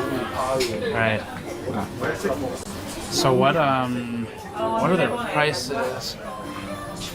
So the cheapest one. Cheapest one it says is a Sultan. That's a big price difference. Yeah. Almost 2x. But the ROG ones are always expensive. Yeah, but it's not worth that much, you know? Like the price difference, I mean. I guess when the supply is one. Sure. Yeah. One that someone maybe brought in from another country, I guess. That's interesting too, like if they have to account for cost of like plane tickets and stuff. So that Astral is $5,223 US. So it's the cost of like almost two 5090s at home for us. Is it even in stock? The cheapest one is, I think it's about 3,000. 24, so yeah, 3,057 USD. And that's not like, that's pretty close to the average price. In the US, the average price is 3,050 right now. It's actually like the same. I see they have D. The 5080, I guess, is still okay. It's not banned, right? So. Yeah, but I think it's, if I remember correctly, the 5090D wasn't that expensive. So it's probably the price has gone up. Right. Yeah, because I mean, it's like more expensive than the cheapest 5090. Yeah. Interesting. It's possible that it still comes with warranty. Like these ones probably have no warranty at all. Oh no, I mean 3 years Hong Kong warranty. I think what that means is that the store promised that they're going to help you. Right. But I think these ones, the 5090D, they were imported back when it's legal. Right. So they still, I think they actually have official warranty. That's actually, yeah, that's a good point. I wonder if you bought one when it was legal, if you still get support. Yeah, I think that's the case. Yeah. At least that's the case with our data center GPUs. Okay, that makes sense. Oh, there's the D. The D is banned now. Yes, they can come out with DD or what? DV2. Yeah. I think the price has gone up. In like now that it's going to be banned. Yeah. It's interesting. You can buy a 5090 FE here. Yeah. I mean, but it's supposed to be banned, right? Yes. But you can just buy it retail in a store. As I said, it's not illegal to buy. Right. But I guess what's surprising me is how easy it is to buy them. With the right price. 36,000 HKD. That's pretty expensive. That sounds expensive. That's like 4,000 US dollars. 4,600 US. Right. Wow. See? Yeah, but you can get it there. So I guess the main impact then of the ban is the price goes up. Right. Yeah. Any idea how they get their 5090s? Same way you do? Same way how the high-end GPUs get moved in. Okay. Although I think for these ones, there's a chance that it's actually directly moved in from other countries. You think one by one? I guess. One by one. I think so. I've heard that some students would do that. Okay. Like, buy one from Best Buy. Right. Move it move it back. Right? To a third country. No, just straight back to. Straight back. Okay. Straight back. Right. I mean, if it's with a premium like that. Do you happen to know I mean that premium's great. They can double their money. Right. Is there do you happen to know, is there any law against bringing it in for personal use? In Hong Kong, no. I mean, like from the U.S. Like if customs stops you, but I guess they would have to find it in your bag, so they'd have to search your bags. It's pretty unlikely, yeah. And you're relying on the customs officers knowing that this particular model. Good point, yeah. That is a good point. And then carrying. Like if it, yeah. Okay. I really don't think that's going to happen. Right. I guess that's how they get in one by one then. Probably 550s per button in China. What's that? We only get a 5090D stock.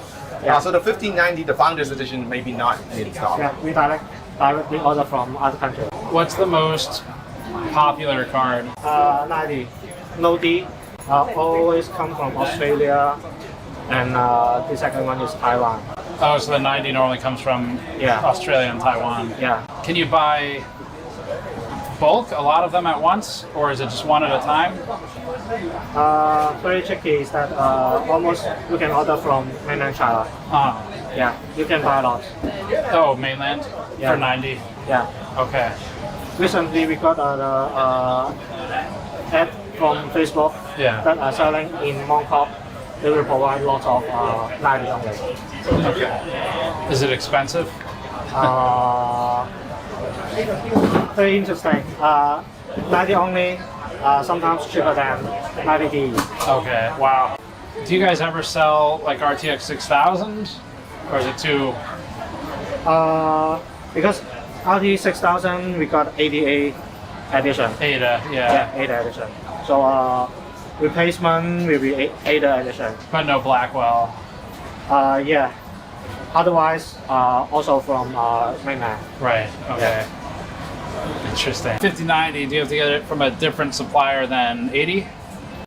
Some models yes, some models no. Okay. Okay. Because the card problems, the distributor only can send back to the original page. Got it. Yeah. But local distributor, they can do DOA or RMA. Okay. Yeah. Because the US problem, the like 4090 or 590. Right. If they got problems, they cannot get back to China region. Do you have any idea how the mainland suppliers get the 5090s? No idea. No idea. Yeah, because too much supplier. Yeah, they are doing trading. They can transfer the other regions product to Hong Kong. Okay. Yeah, so we have no idea what way they come, but we can know which region, like Australia, Taiwan. Right. Because Taiwan get lots of stock. Yeah, in because like last generation, like 4090. Yeah, the price raised very high. Yeah, but Taiwan think that in 50 generation they can make lots of profits. Right. Yeah, but it's not seems like what they thought.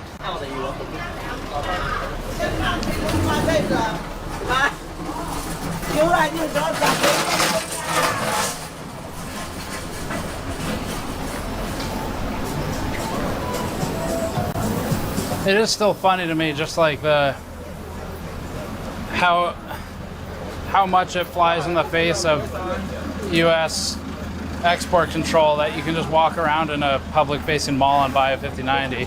Now, given that it is very expensive, but it's not like you just can't buy it anymore. So I guess if you really need it, you can get it.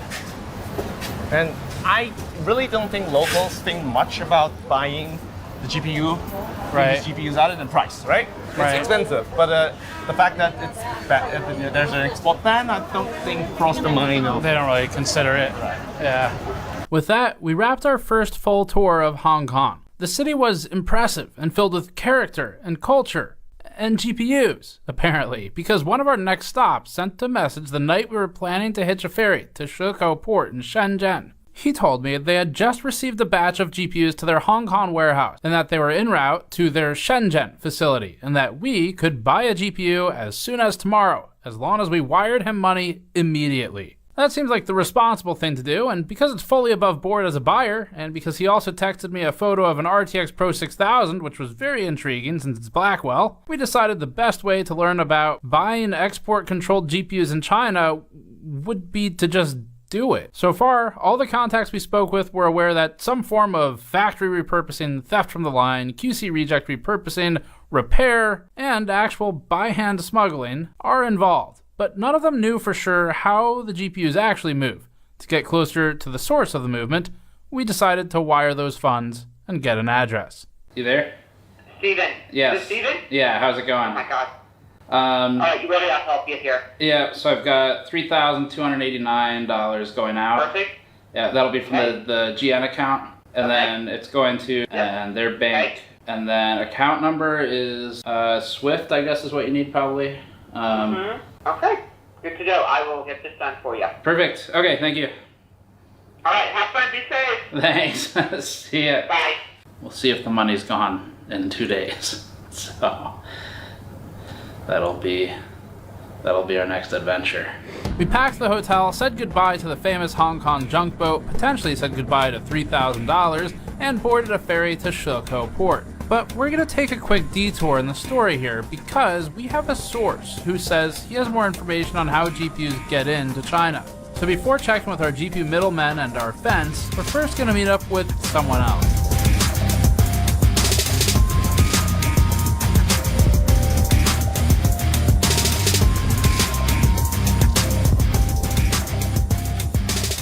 Next up, we took a couple-hour car ride to Huizhou to meet with a guy known as Mr. 5. Huizhou is a city with some serious grit.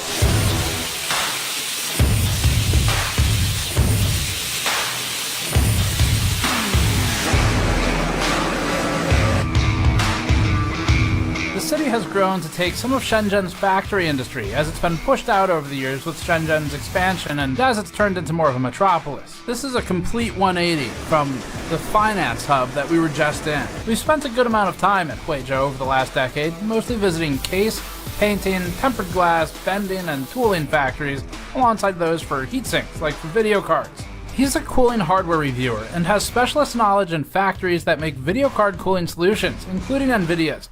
This experience allows him more access to information about the peculiar relationship between the factories making the cards and the companies that, on paper, can't sell them to the country where they're made. We instantly related to Mr. 5 for his own editorial dispute with NVIDIA's review sampling process, where we've both felt that the company seeks to control review direction.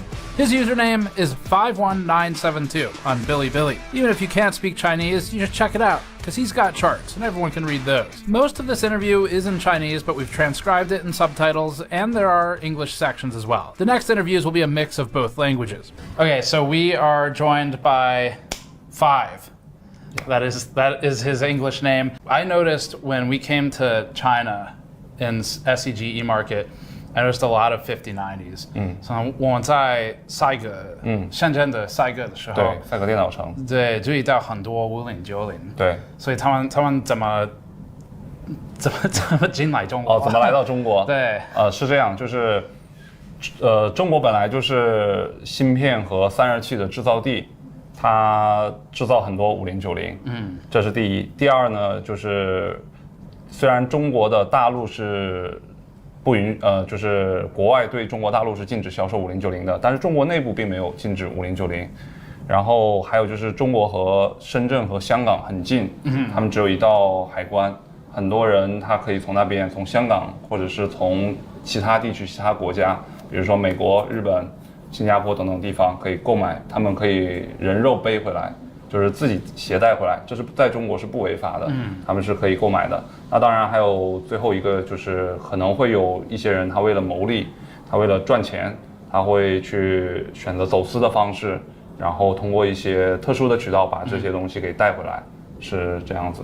Do you think most of the banned GPUs come in one at a time? 你觉得大部分的北京的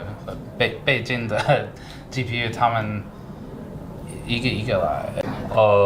它有很多形式了，就是我们中国有一个特殊的职业叫做黄牛，它可以每天往返多次，它可以每次都带回来，它也可以去组织人，就是大家一起去香港购买，然后赚差价，可能一张卡它会有500人民币到几千人民币不等的这样的一个差价，然后会通过这种手段去外面去购买带回来。那这种行为，严格意义上来说可能是违法的，但是，总是有操作的空间吧，应该这样解释。然后它可以组织不同的人去从我们深圳到香港，或者是到其他的国家地区，然后购买回来。当然了，这里面还会有一些其他的渠道，比如说，留学生。它也有可能也可以带回来的。这个东西其实我们中国国内对5090并不禁止。几个月前，背一张5090从外面背回来的话，可以赚到差不多2000到5000人民币的一个差价，可以赚这么多的钱。那最夸张的时候，一张5090就是在今年春节刚刚发售的时候，我们可以赚到，就是比如说我们从海外带一张回来，可以赚到1万人民币。所以对，所以就是它的利5090吗？对，一张就可以赚到1万人民币。所以很多人都会觉得，我如果出国有这个机会，就一定会额外买一张回来。那中国的5090只有从5月份、6月份开始，它的价格才在下跌。那现在的话呢，它距离 MSRP 还是有一定的差距的。它现在还是卖到，就是一些 AIC 的一些次旗舰型号，还是要卖到22000元到25000元左右。所以它还是有一定的利润空间的。所以就是因为中国有一句古话嘛，叫做天下熙熙皆为利来，天下攘攘皆为利往，就是大家都肯定还是最主要的目的就是有利润可以赚的。然后还有一个点就是，刚才忘记跟你补充了，就是很多5090它其实是中国就是 Made in China， 它其实就是本土制造的，所以有一些品牌方它为了去处理这些芯片，为了不去走很长几个月的海运，快速回笼资金，因为我们知道从中国到美国如果要走海运的话，可能要1个月2个月，很浪费时间。但是它如果在中国本土销售的话，本土消化的话，它会很快就可以被这里就可以转化掉，就可以卖掉，所以它没有资金压力，它就会选择在中国就地就解决了。It seems a little bit weird that these products are made in China. They're made here, but technically they're not allowed to be sold to here. 所以好像有一点奇怪，因为中国的工厂做这种产品，对，就是他们正确的说不让卖。对，是的。所以你觉得？这个问题就要涉及到政治了。政治的话，我们不好评价。但是我觉得 So essentially, China is the leading manufacturer for thermal solutions, but once you get into politics, it's just something where you don't have much control. Right. And given the entire global political situation, this is not a surprise anymore. So even though on a logic standpoint, it doesn't really make a lot of sense, but it's politics. Do you think NVIDIA knows about this? 你觉得NVIDIA 知道这个？当然知道呀，这个是当然知道的，但是就是它是怎么说呢？睁一只眼闭一只眼。There's like you turn a blind eye. Okay. Yeah, they're just turning a blind eye. 因为中国是一个很大的消费市场，太多的钱了。Okay. It's too much money to be made, so they're not going to address it directly or acknowledge it, but they know what's going on. Do you think NVIDIA would want to stop it? 不会。No. 不会。Okay, cool.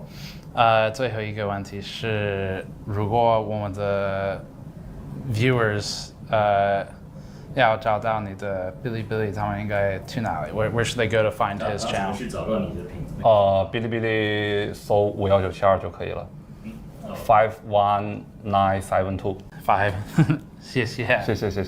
This was an interesting conversation. First of all, I learned a new idiom. Secondly, we turned it into a t-shirt. So if you're liking this content so far, please take this brief intermission to head over to store.gamersnexus.net and grab our Blind Eye t-shirt to directly support this content if you like it. Long-form content is hard to do on YouTube, and we can do it because of your support. We try to make some pretty damn cool stuff to get you something useful in return as well. And if you're watching this sometime close to when we publish, we've still got the digital reward tiers available for our backer tiers for this project. We really want to produce more stuff like this, but from our point of view, we need to earn that. If you think we have, head over to store.gamersnexus.net and grab one of our new Blind Eye t-shirts, Black Market sticker packs, GPU VRAM glassware, or even our GPU Shredder t-shirt for the paper launch. Thanks to the intermission, let's get back to it. Up next, Shenzhen. Our first stop will be in Shenzhen Bao'an to meet with a trading company that sits between Hong Kong and Shenzhen warehouses. They're the trading company's trading company, and we're buying an RTX 5090 from them. If they exist, hopefully.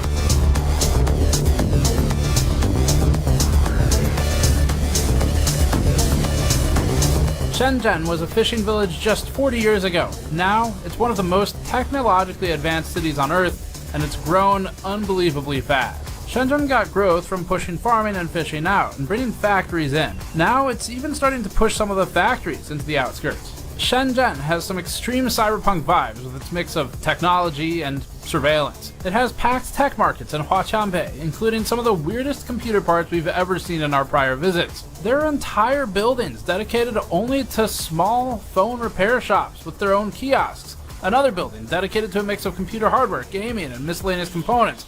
More still, for just integrated circuits, literally an entire building where people pretty much only sell things like capacitors and MOSFETs. And all of these places have people who know people. That's their job. Shenzhen's technological rise comes with it an uncomfortable omnipresence of CCTV and facial recognition, which feels more fitting today than ever before, now that we know worldwide government facial recognition is a big user of AI GPUs. We started the day by meeting up with our translator for the next 2 days, Raymond, who's helped us on factory tours for years. Because Uber doesn't work in China, since it uses the Google Maps API and Google is blocked by the firewall, Raymond was also our man with the locally compatible apps to get us places. This became especially important now that even cash is becoming less acceptable by some cafes and restaurants. Everyone's moved to paying with the WeChat app. With our ride booked, we're off to see if the wired funds turn into a GPU. 对吗？好，谢谢。这个吗？对对。好好。 So we're gonna go meet our GPU supplier.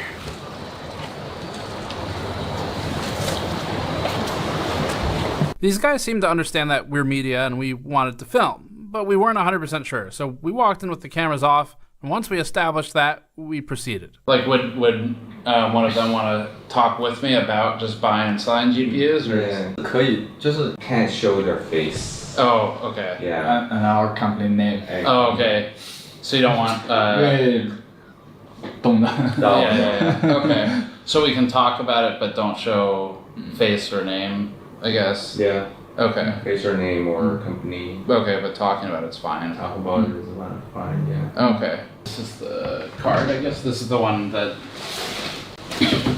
Yes. That I bought? Okay. Can we record this? Yes, yes. Okay, yes. let's do that. 是新的吗?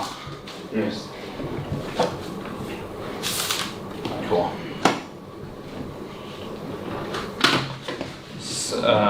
From the Hong Kong warehouse. What's the most common GPU your customers buy? H800H200对 H800 然后 A800这种 A800 然后5090D 然后5090DD 准备要出来，常见的型号就这里。已经有那个 Blackwell 吗？GB 对 GB 100 GB 200。听说过 GB 就是还没有吗？没有。Okay. How popular are like 5090, 58 or 5090, 5090 class cards versus the AI H100, H200? 就是那个卖的比较好啊，5090。游戏香港啊，5090D 卖的好一点，我们主要是卖5090D，因为这个美国限制。对，这其实老实讲，5090很少出了，很少出。对。I heard the 5090D is like NVIDIA stopped making it. 听说他们的5090 DV2 对吧？对对，然后要再很奇怪，对，要5090D 也不供了，以前是供给我们5090D 嘛，对，现在也准备不供了，然后说要再继续阉割一下，变成5090DD， 对 ，Double D， 我也觉得很奇怪。You sent me the RTX 6000 6000的，就是在这里还没有对吧？在香港。对，在香港。这那是你第一个 RTX 6000的吗？不是，那个是在那个香港的这个总代手上，就没在我们的库房里。They have it in the Steam. You basically buy the GPUs from a distributor. You mean the agent? Yeah. 对。Oh, okay. Yeah. Everything's through the Steam. Yeah. RTX 6000. 这是我们的视频。96 GB, right? Yeah, 96. Yeah. What's the price in your country? 大概呀，差不多。哦，差不多。Yeah. 那你们买回去需要交税不 ？Do you need to pay the tax fee for? Yeah. 加上税就是大概9000美金。那还是蛮高的。 So I guess is the most common user like AI companies, robotics companies? They don't really sell to end users, more like trading companies. 都是贸易商。对，所以我本身就非常好奇，我说，哎，为什么？你们是贸易商吗？是怎么会美国贸易商过来买这个东西 They don't usually get this type of inquiry, like single. Yeah, single. Purchase. We had talked about GPUs for like 40 minutes at this point. I guess they got bored and they started asking us questions, but we'll just include it because it's kind of a fun culture exchange. 你们是从美国哪个地方哪个州过来？听说过北卡州吗？啊，北卡罗纳。知道。北卡没听过。北卡有个大学。Michael Jordan。对，打篮球的。对，北卡是在东部。对，东部。对。你的中文为什么这么好？因为我喜欢学中文。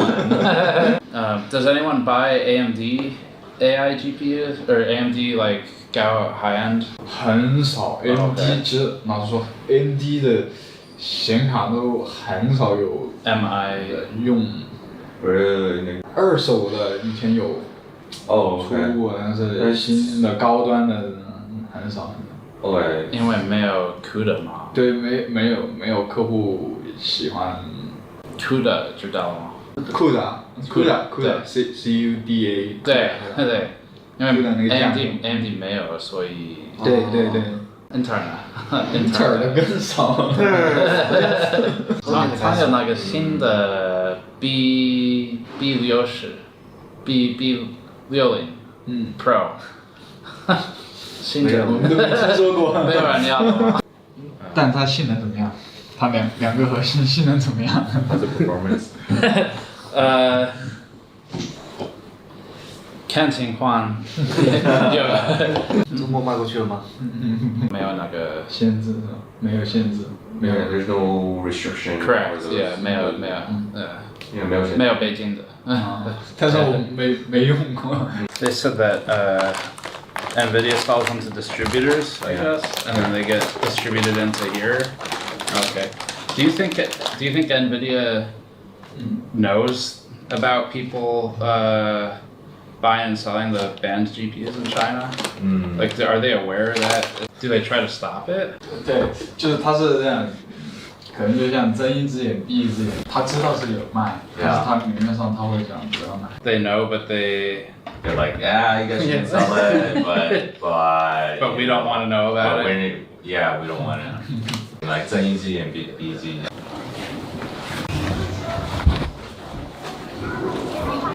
Funny, I wonder how many people they see walk out just with a GPU. They definitely shared more than I thought they would. Okay. So that was good. That's good. But yeah, I think it also connects the pieces really well with the professor we spoke to. Okay. Because that guy, he shared like everything he knew. Yeah, I guess now we probably could just go basically back to Huaqiangbei is a little bit north of that. So our next stop is 10 minutes away from the hotel. Okay. It's a pretty far ride back. The next one is even more unknown if, if they'll talk to us. Because you didn't buy anything from them. I didn't buy anything. And I didn't offer either. And I explained the whole situation. Just replied to every single message with okay. except for the address. He said, I'm not sure what to talk about, but I can try. Okay. Which is like maybe a good sign. I don't know.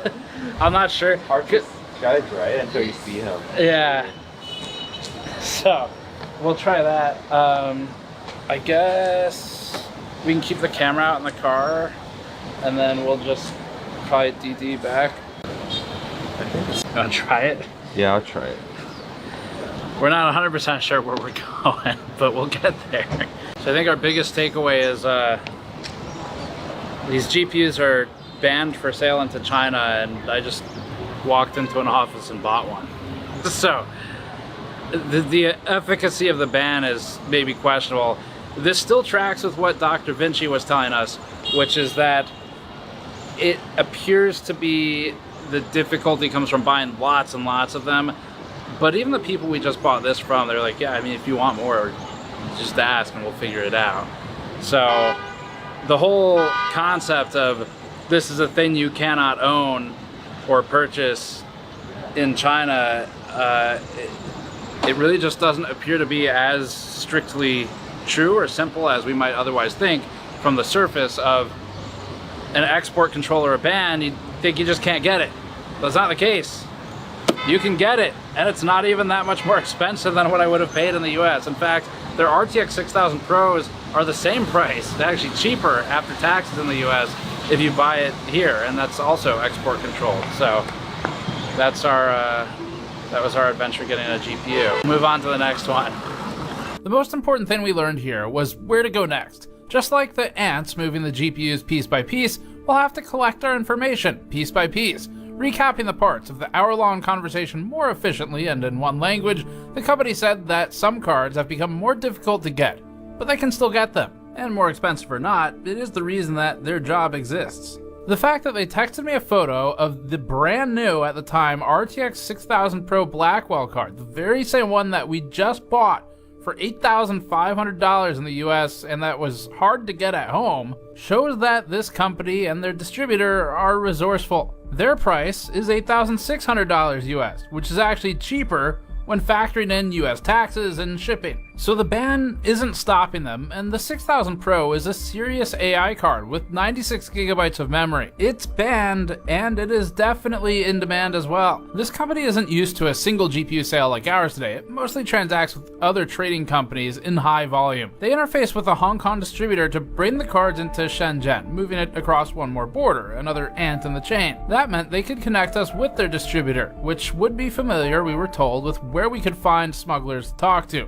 But this company itself neither knew many smugglers directly, nor knew many end users, and that's okay, because each link in this chain will get us one ant closer to the information we need. So we took note of their information on the distributor and the smuggling side to use when we got back home. Seems like a conversation to not start until after US Customs, and then they helped point us toward our next stop. Up next, Huaqiangbei.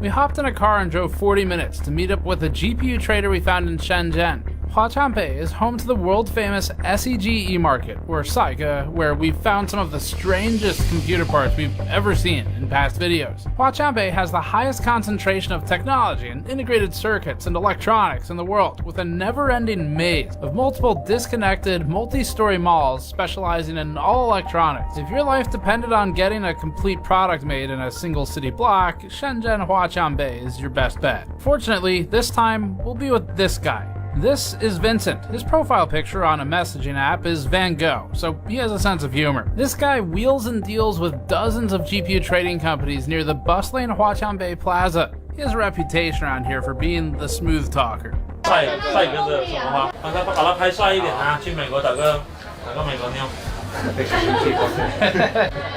我还没有这勇气做大波浪呢。你做大波浪更好看。哦，显老哎。不显老，你还年轻呢。 Our first impression was that this guy knows people, and they already know him.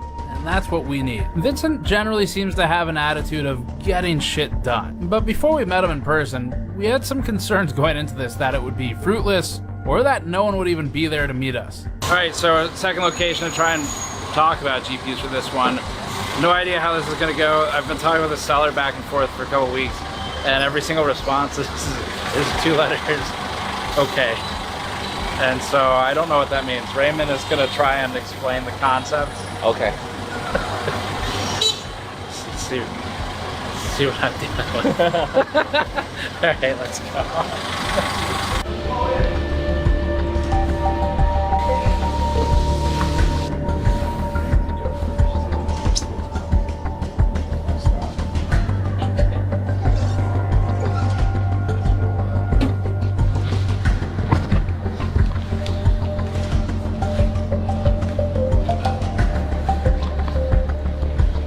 It looks like the right place is like a lot of tech companies. Yeah. We had a lot of trouble finding our guy, but fortunately, it wasn't long before he found us. 你好，你现在直接下来的话，我2-3分钟就过来了。先下。 She had 210. Yeah. 哎，你好。你好。你叫什么？陈乐 Vincent。Vincent。OK。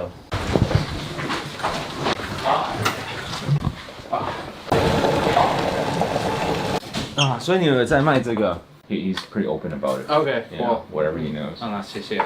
没事，但是你说要说英文，我的英文又不标准啊。你会说英文吗？英文说不标准的。没关系啊。不很一般。在哪里学英文？在。我就跟客户正常就贸易学的那几句，你钱给我货给你那种啊。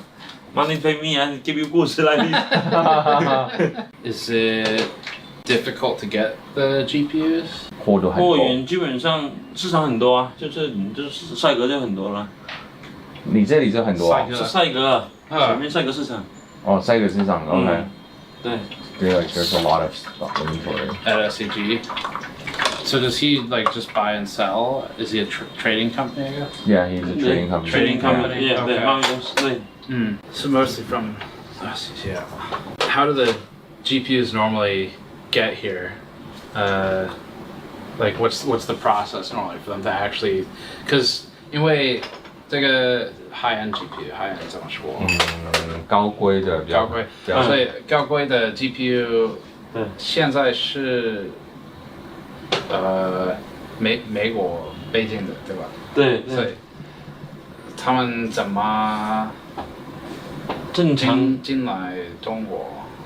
进来中国正常也是通过香港就进来了。通过什么？香港啊。香港。香港。从香港。台湾也有啊，台湾人也往这边卖啊，一样。所以台湾跟香港，然后他们one by one 一个。它是怎么进来？一个一个这样子，还是一个柜，还是一箱呢？一个啊。一个一个。啊，就是你买一个，你顺便像你这样在香港买，然后带回来也行啊。这样子哦。对，一样啊。这样子够吗？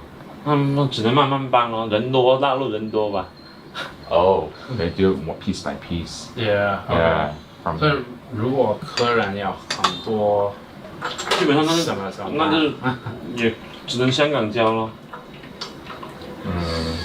From Hong Kong. Yeah. Is there any consequence for bringing them in? 就看你什么显卡了。如果是它那种静止的，是不是？是。静止的上基本上国内也没有，这个你只能去通过国外去买，国外的渠道去买。但是说国内的基本上就5090这些通用的这些就有嘛。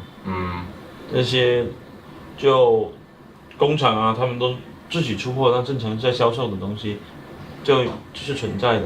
而且你说那些高端的什么服务器啊那一类，那你只能去国外买。OK。这个国内也没有。Does China care? Does Hong Kong care? 会有一些罚款或是禁止令，或是什么？中国政府在乎吗？不在乎。这个本来中国政府是跟中国政府没什么事的，禁止是美国禁止嘛。是英伟达他们不能再往这边销售而已啊。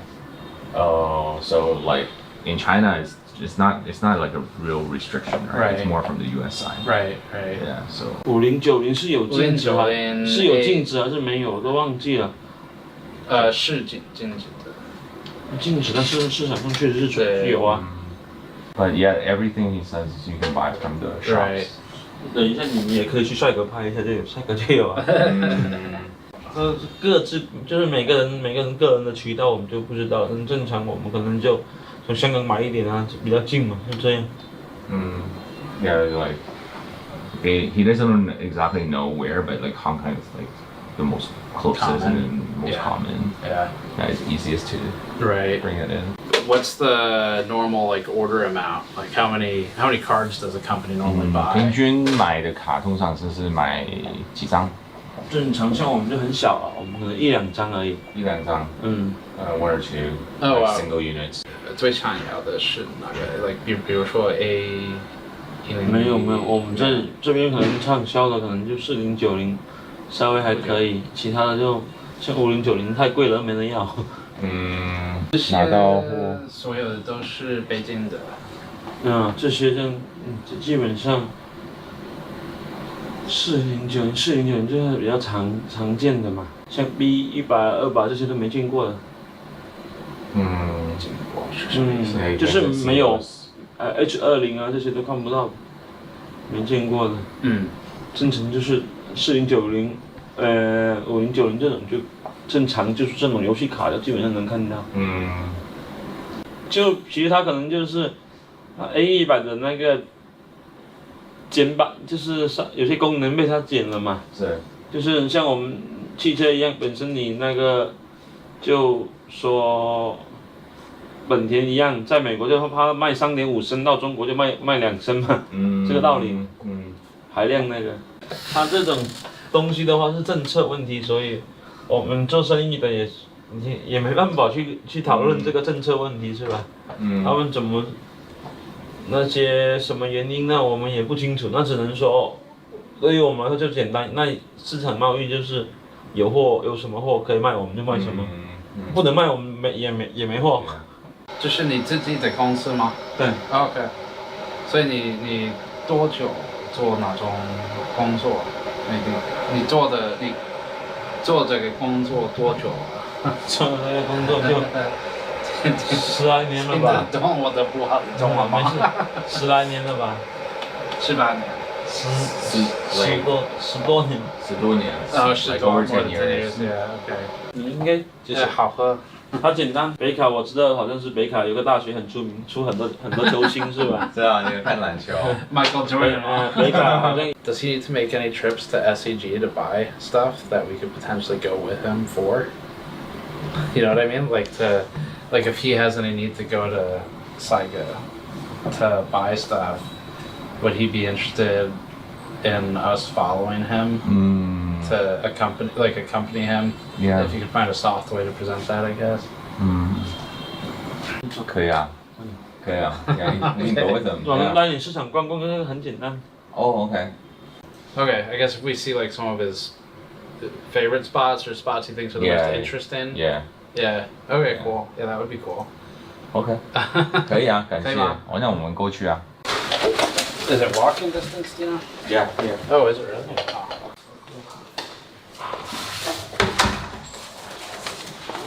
对自媒体，我们也是有兴趣，只是说不懂这一类，正好接触一下就。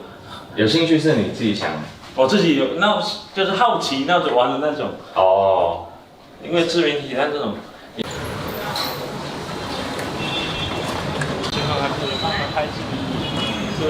Vincent led us over to various large wholesale and consumer retail markets. His office is about 10 minutes away from SEG E-Market, which is his daily haunt. There's one peculiar detail in all of this. Vincent has customers both in and outside of China, but his foreign customer base is relatively high. He mostly deals in RTX 4090s, which seems to be a trend, as you'll see with our smuggler contact at the end of this.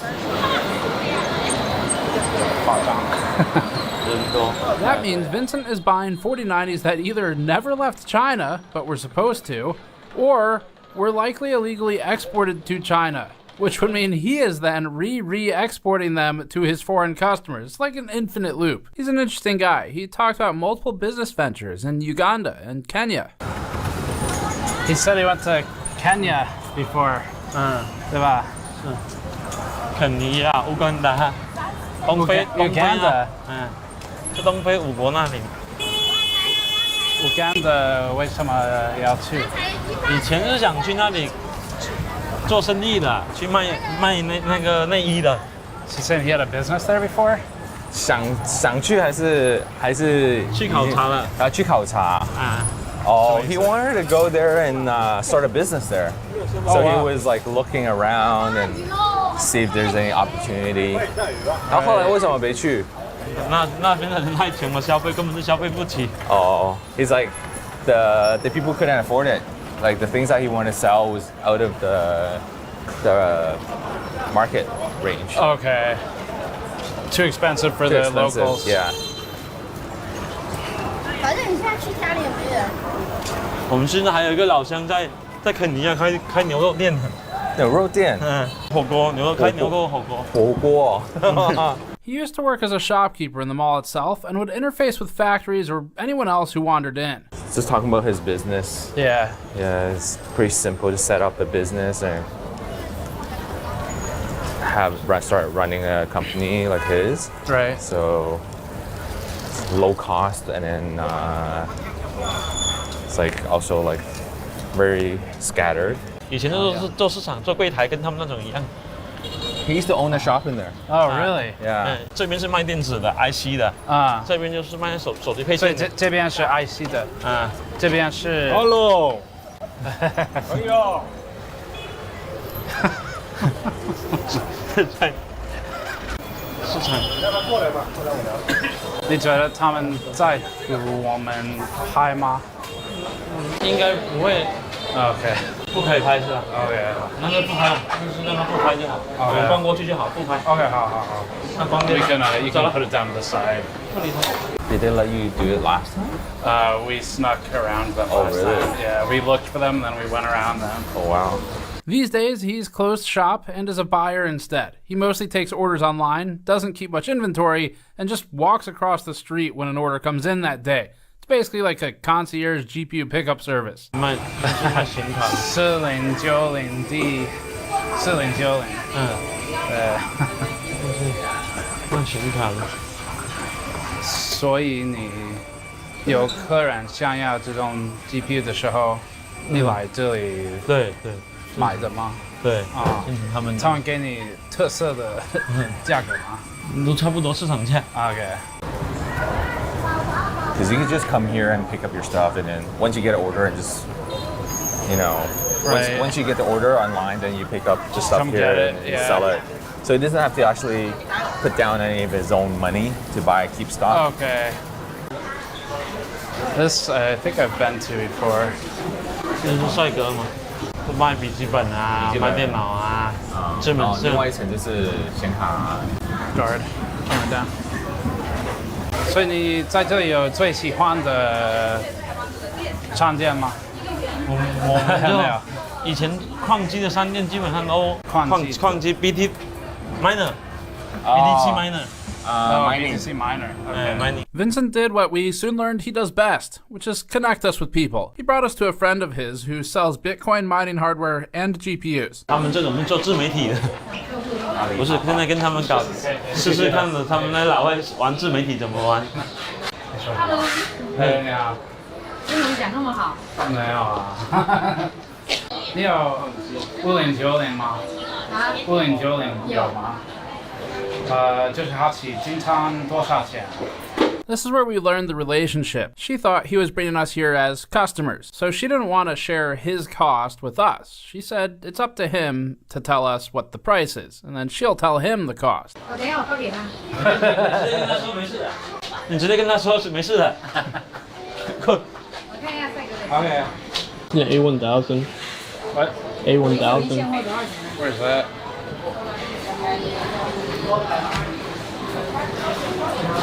Right here. Hello，微星19800。19800。微星的。19,800. That's not bad, honestly. Like that's pretty close to U.S. pricing. 2,600. The average price for 5090 right now in the U.S. is $3,054. It's actually like cheaper than average. But that's what the other guy was saying, or like the prices is like so similar. 谢谢。所以跟老外搞一下自媒体，看能不能宣传一下，帮你宣传一下，把美女拍漂亮一点。国外的是吗？啊，拍漂亮一点。帅哥的什么花？上天叫什么名字？我看不懂中文字。音创。YC miner。BTC 的 miner。OK。中文讲的还挺好的。他们也有做矿机吗？他们是做自媒体的。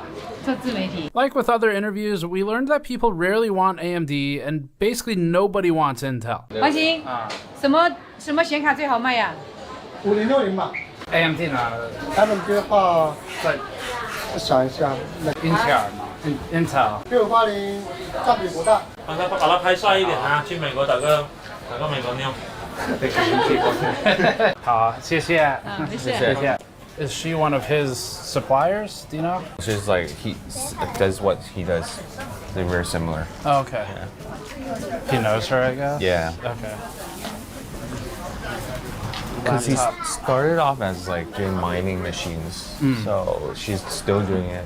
We told Vincent that we were getting ready to travel 6 hours north to check out a GPU repair shop that buys small components for not only repairing broken video cards to keep them in service, especially the expensive banned ones, but also modifying and building new video cards that NVIDIA doesn't make. He said he had an idea for us. RIC 的市场，RIC 也没啥好，没什么好看. He's like nothing special, but we can go check it out. Yeah, yeah. 就保安嘛，保安。 Protect peace. 保安，安静的安 Yes. 保护的保安 protect peace. Protect peace. That's my translation. I don't know if it's right. It is exactly. 这里也是 IC 嘛，就是一些 Okay. 配件啊。That's like finished goods, and this is like pre-assembled. Okay.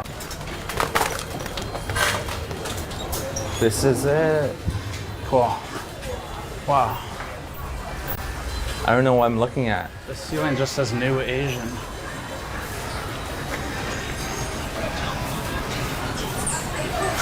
I don't think I've ever been in here before. This is cool. Yeah? Yeah. MLCCs, capacitors. You find those on GPUs everywhere. SMD, service mount device, DIP.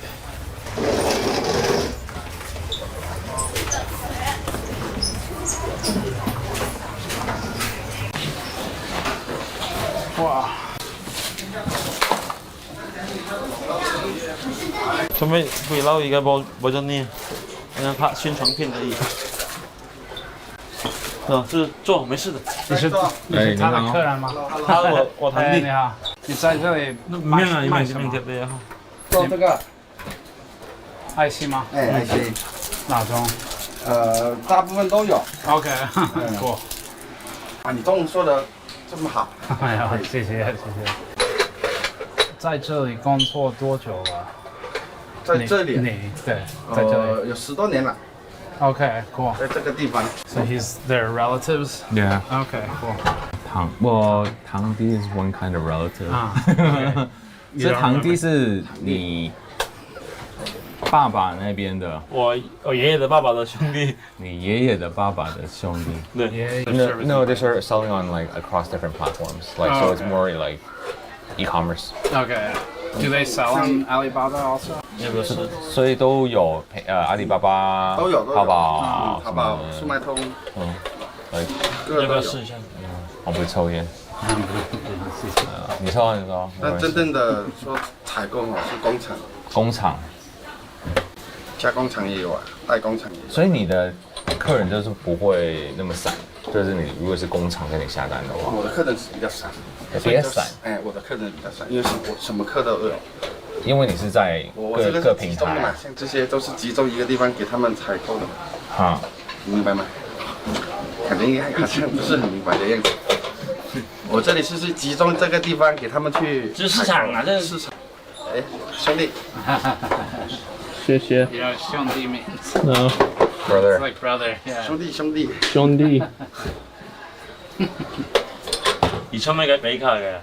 This is like a central place for a lot of factories to come buy stuff. Okay. So, like, you know, all the vendor suppliers are here, so they just come here and grab this from this guy, grab this from this other store. 工厂啊，主要是工厂。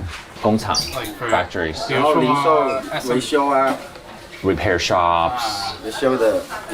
工厂的，比如说 SMT 的吗 ？SMT 知道吗 ？SMT。SMT 唔線啦嚇，速成道啫咩？咁咩㗎？貼上清喎。哦，貼上清，貼片廠。我 try。Yeah, everything is sold online. Yeah. 所以你会过来看一下。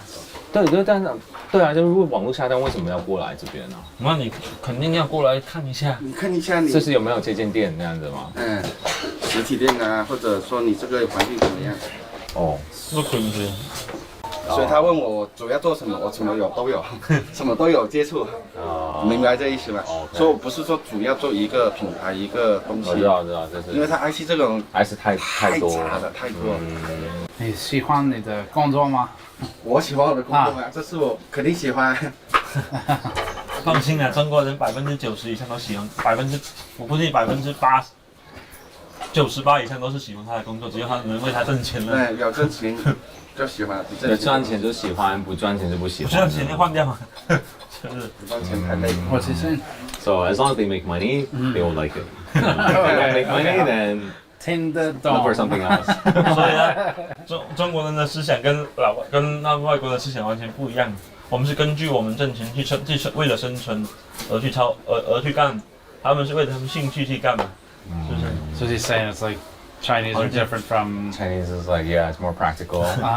中国太累了，真太累了。 Vincent's cousin connected a missing link for us. People like him selling FETs, inductors, capacitors, resistors, MLCCs, and so on for repair shops can help to supply the parts needed for upfit or modifications. For GPUs, someone doing this kind of work but specializing in video cards might source additional VRAM, for example. He told us about how 5090s are easy to get because the local factories supply them, matching Mr. Five's comments earlier. Some of the sellers here told us that they're capable of sourcing devices like A800s or even A100s. They just didn't have them on site. They have them in a more secure spot. That's because there's a separate area for the warehousing. Unfortunately, we learned where they are from our new friends in SEG.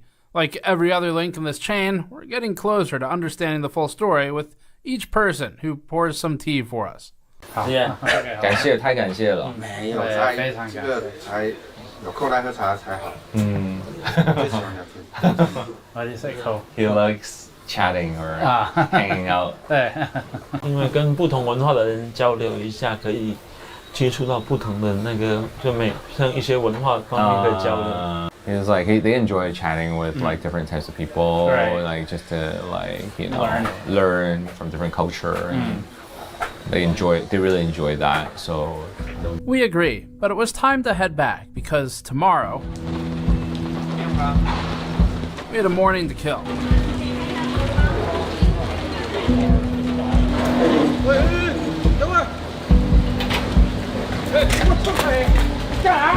We wanted to find those warehouses to figure out how many GPUs there are. This seems like the right area. You can like breathe hot air on it and it'll help equalize it.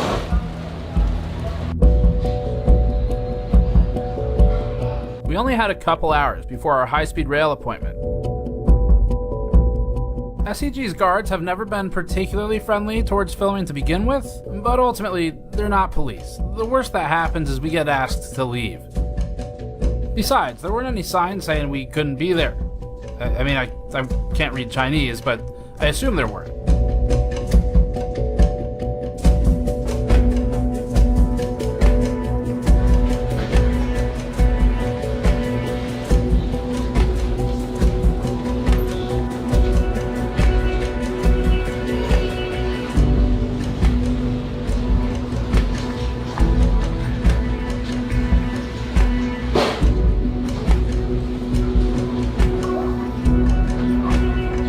Freight elevator looks promising for the warehouses. Yeah.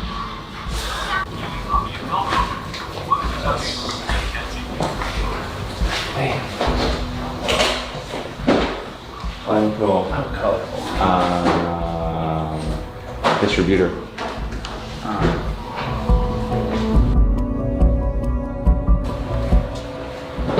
What you were thinking? I was thinking of like the States, racks and racks, like Costco.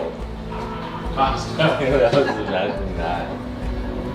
I think we got our GPUs to the left, and these cartons, if they don't have it, they come here and they buy it from these warehouses which are on the upper floors in the building. They just have a carton. There's like probably a dozen tall and about the same deep cartons where each one should have 5 or 6 cards in it.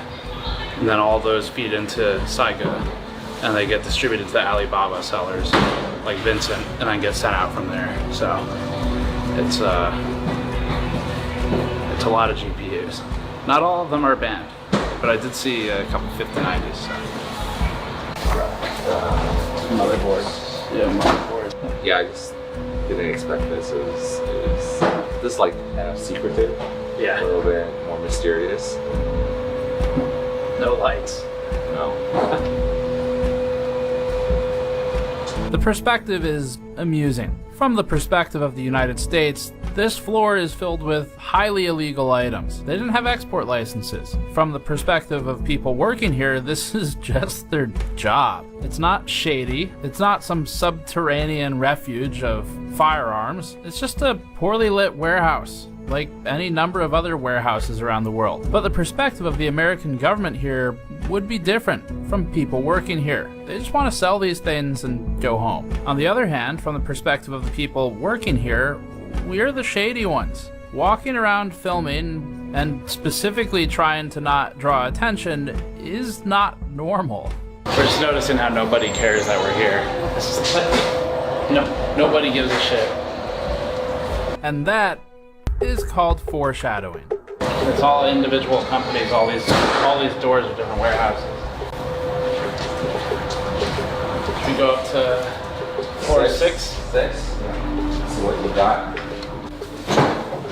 The feebleness electricity well. Don't like it. There's a couple GPU cartons in there too.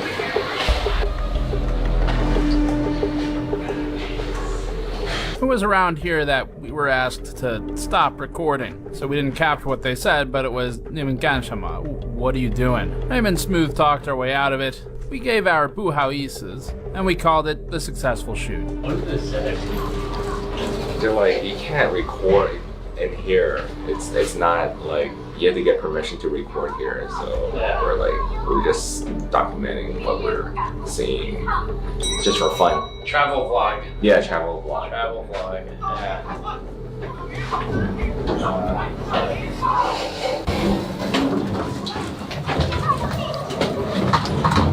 闪一下，对。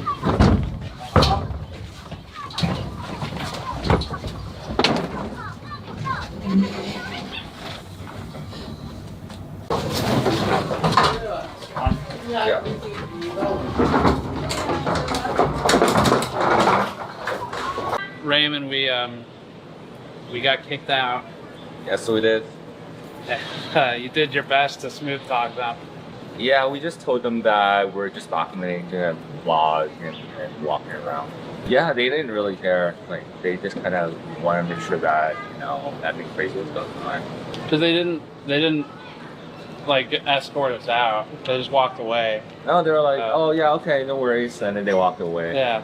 They were nice about it. Yeah. They knew we weren't really doing anything. We've learned a lot about the GPUs, and now we're back out into Shenzhen outside of Saiga Market, a couple other places. So next up, we're going to go to Zhengzhou and meet with a repair shop who builds custom 48 gigabyte GPUs. So we'll do that next. Up next, Zhengzhou.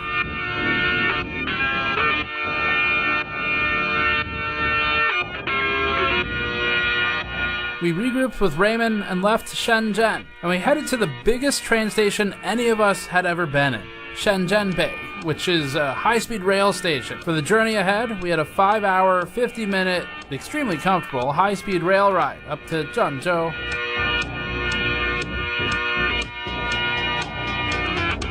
The train goes several hundred kilometers per hour, which is good because we had to travel somewhere around 1,700 kilometers to get to where we were going. This ended up taking about the same time as a flight would have taken with all the airports factored in. But the reason we were doing this day trip was to visit Zhang Ge's repair shop, or Brother John's repair shop. He is famous for repair on Bilibili. His independent repair shop has some Rossmann-like vibes in some ways. He's got video cards all over the place, spare parts everywhere. He saves everything that he can salvage and then rips the good components off of the boards to reuse them for other ones. But Zhang Ge is an interesting guy in this chain because he's not directly part of the GPU black market. What he does is fix video cards. He does that for consumers and for companies. Sometimes that means people want him to modify video cards to double the VRAM, for example. That's where it starts getting into the territory that's interesting for our movie today. So we're in Zhengzhou. It's about 6 a.m., scorching hot. It's about 30 degrees Celsius already.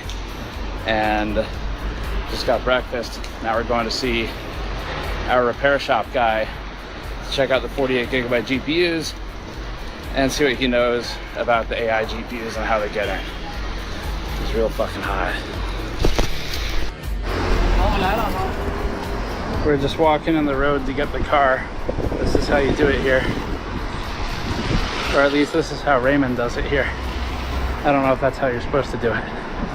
Okay. All right, so we are at John's repair shop. He's up there right now working on GPUs. You can see him in the blue vest. We get a pan up there. So we're gonna go in and work with them on counterfeit GPUs and 48 gig 4090s.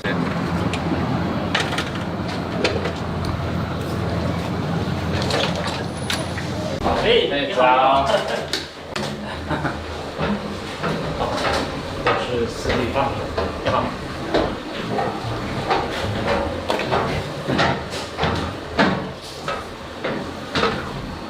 这是泰南。啊，你好，你好。这是 Raymond。你好，你好。翻译的。好。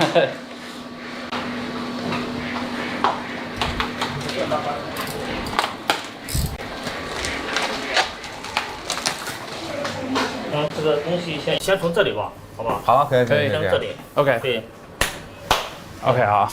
我们这边是测试的平台啊，就是说客人修好的显卡全部要在这里压力测试2天到3天左右。啊，所以你们一天多少显卡测试？一天我们大概最少要50张吧，50张最少。50。对对对。OK， 这么多。对，像这种4090啊，像这种5090啊，是吧？这都是在排队测试的。像这种公版的5090，它不是很常见，在我们国内可能卖的并不是很多。Need help with that? Okay, so 所以会常见，这个5090会常见吗？很常见，但是坏的并不是很多。F1的嘛。F1。嗯，对，坏的并不是很多。Okay, so there's in a way there's some 5090s, Yeah. but then because there's not that many, then there's not that many to repair. Okay, got it. Cool. Cool.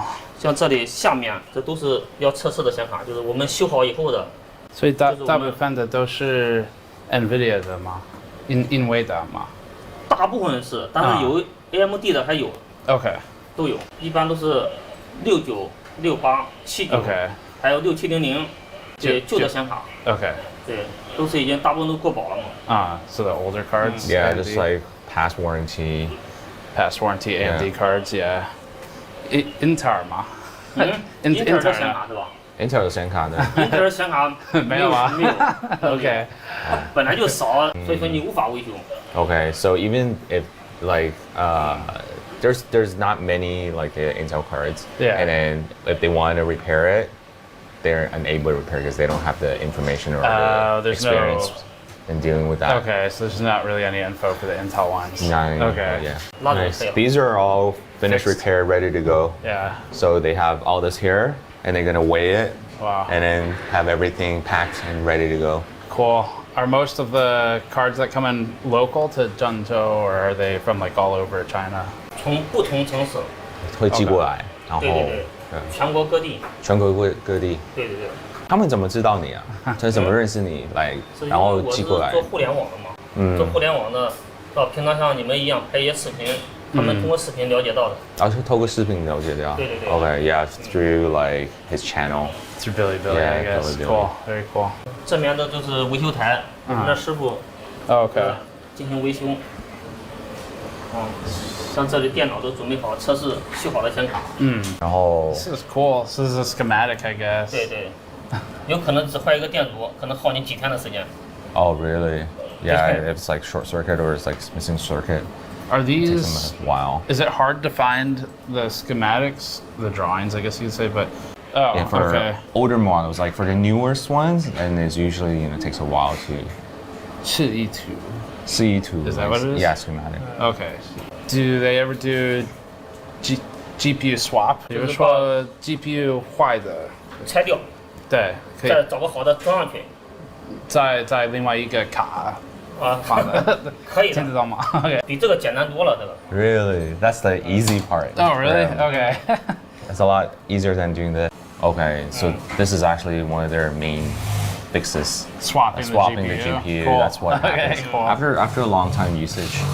Right, like so that's one of the things that they have to Very cool. face. We spent another 2 hours touring Zhangge's shop. It's pretty amazing. We actually have a full separate video that we're gonna put together and publish. It's gonna take me forever to translate it. And we'll do that because we hit our stretch goals on the fundraiser for this movie, where we said we'll post a full separate breakout video just of his shop because it's so damn cool. But the real reason we're here for this specific topic today is to see how these cards are modified. Because if there's an export ban on GPUs going to China, then it becomes critical for China to be more self-sufficient on keeping those GPUs that they do manage to get in service. Most of the repairs are more typical things you'd expect of soldering. There's board heaters, soldering irons, surface mount components gathered from suppliers nearby, similar to the one that we saw in Shenzhen, and a lot of test stations. But one thing that's unique to China, and especially to this shop, is the ability to take an existing model video card and completely modify the SKU into something that NVIDIA doesn't even make. NVIDIA is intentionally restrictive with how much RAM it puts on cards. Part of that is to upsell people to more expensive model. Actually, that's pretty much all of it. That's basically why they do it. But at shops like this one, they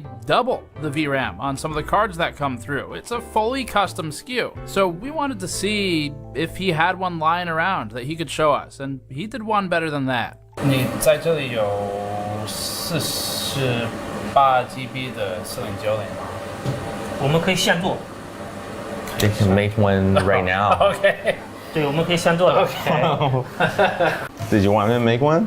If he feels like it, if it's not too inconvenient. 所以真的可以现做吗？可以啊。可以啊。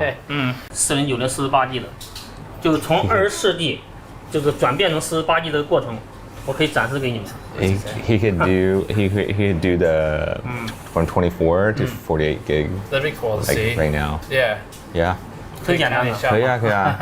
可以吧？可以，感谢。可以。来前进。 So I think we're gonna make a 48 gigabyte 4090 right now. I think that's what's happening.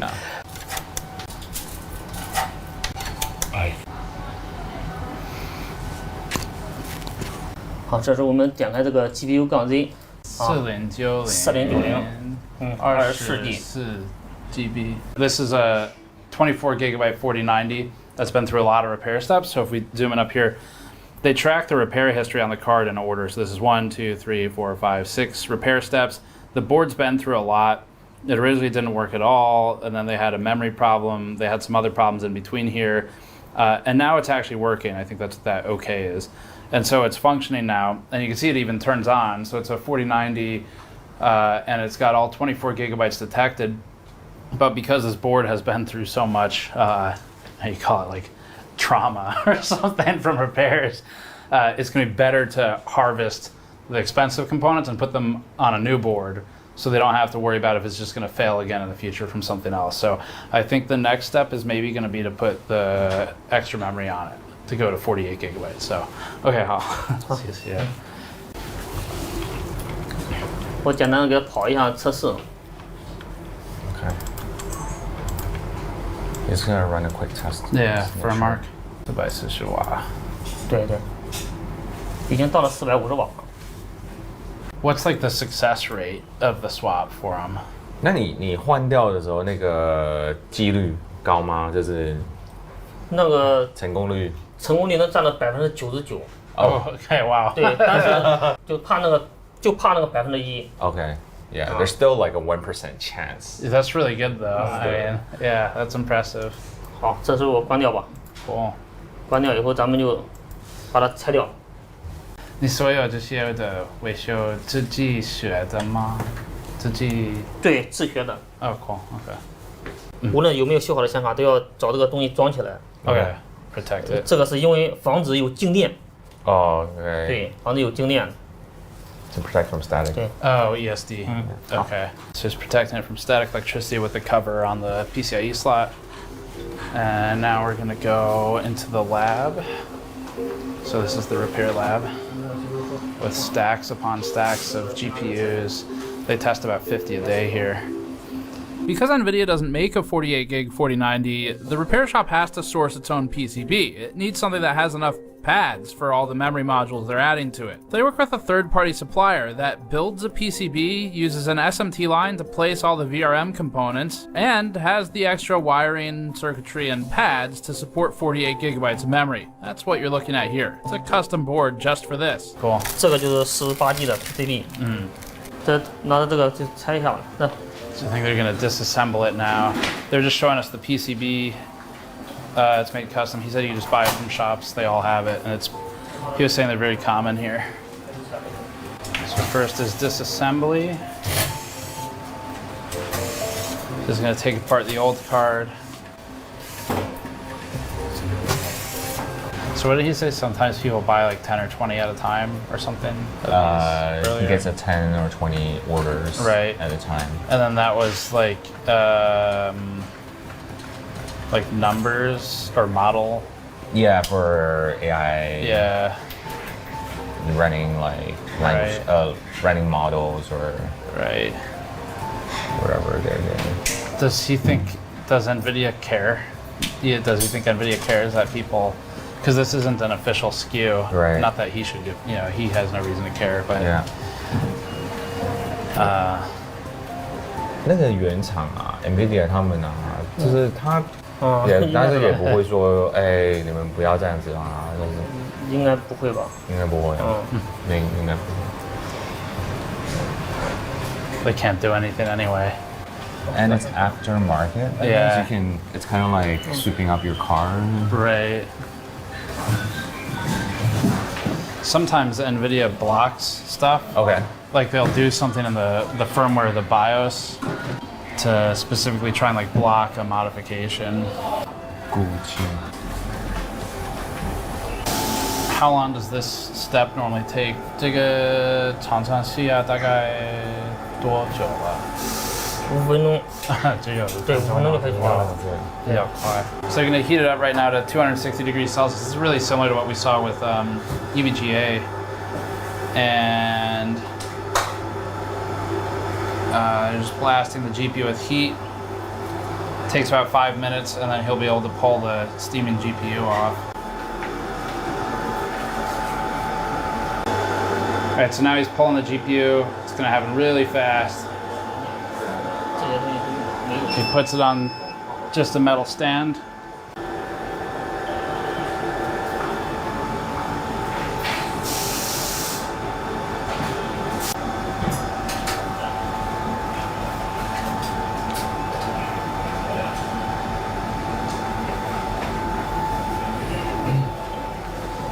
So 咱们去取这些显存的时候都用到了。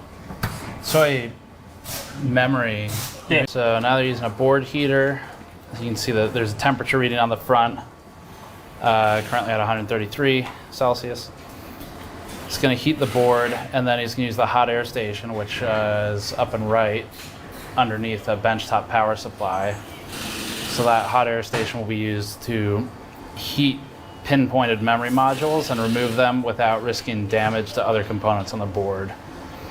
And so this is what Louis Rossmann was talking about in our video about tariffs previously, the thing he sells, similar. So they keep the original memory modules, so he's going to pull these and keep them.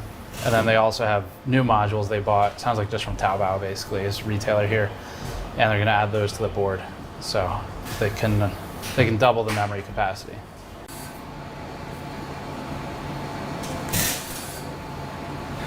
Cool. 那它很快，比较快的。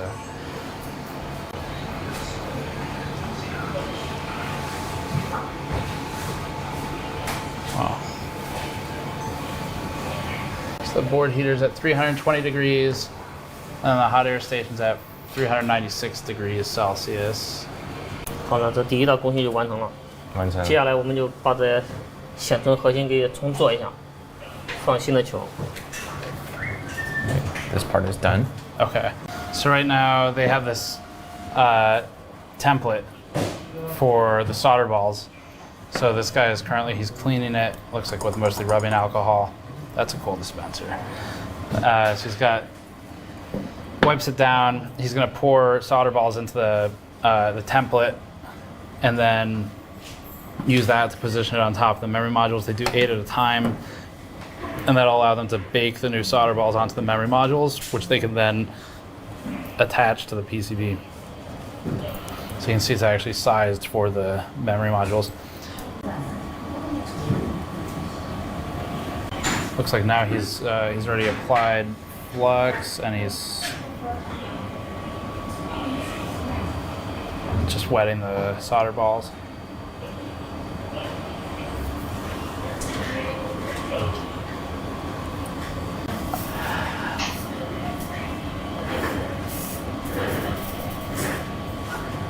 Okay, so now he's using a wick.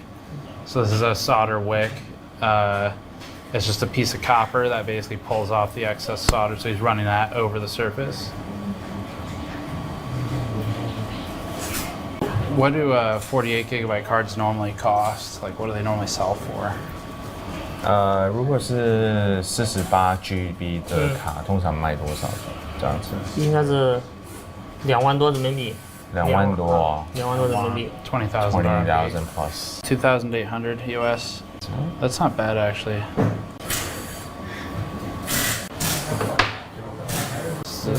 直球，对吧？ The soldering ball. Yeah. 刚刚那个叫什么？那个什么球？这是气球。气球。气球。对，它这个其实也叫漏网，就把它球漏到刚才咱们抛在那个上面。Okay. So it's kind of like what do we call it? It's kind of have everything kind of filtered through. Right. 现在要还是有一点温度吗？还是后面才加？后面再加热，你看他们没有？ Okay. 后面还没有通电呢。Okay. So they're gonna add the heat now, right? That's what he said. 现在这个就是加热了。对，这个是加热。是要多少温度？温度是多少？温度的话，一般调个100多度，不能太高。Okay. 对。Oh, okay. Because he needs to do another one, right? Yeah, he's gonna do another one. Okay. Because he could only do 8 at a time. At a time, based on his okay. tool. Yeah.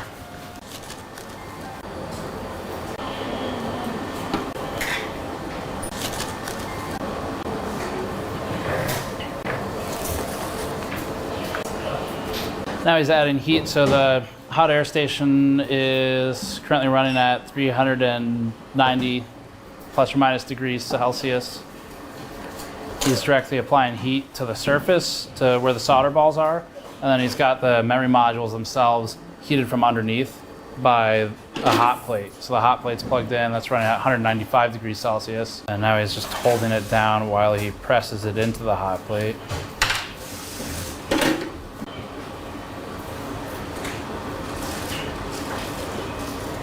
Is it hard to get like 4090s or 5090s for him? 4090跟5090，你取得这些卡好不好取得？好不好买？我这边是修，没买过。没有买过。对，我都给人家修的，就人家已经买过了，发到我这来修。So just customers bring it, he doesn't have to buy it. He doesn't actually buy. Okay. He just repair. Got it.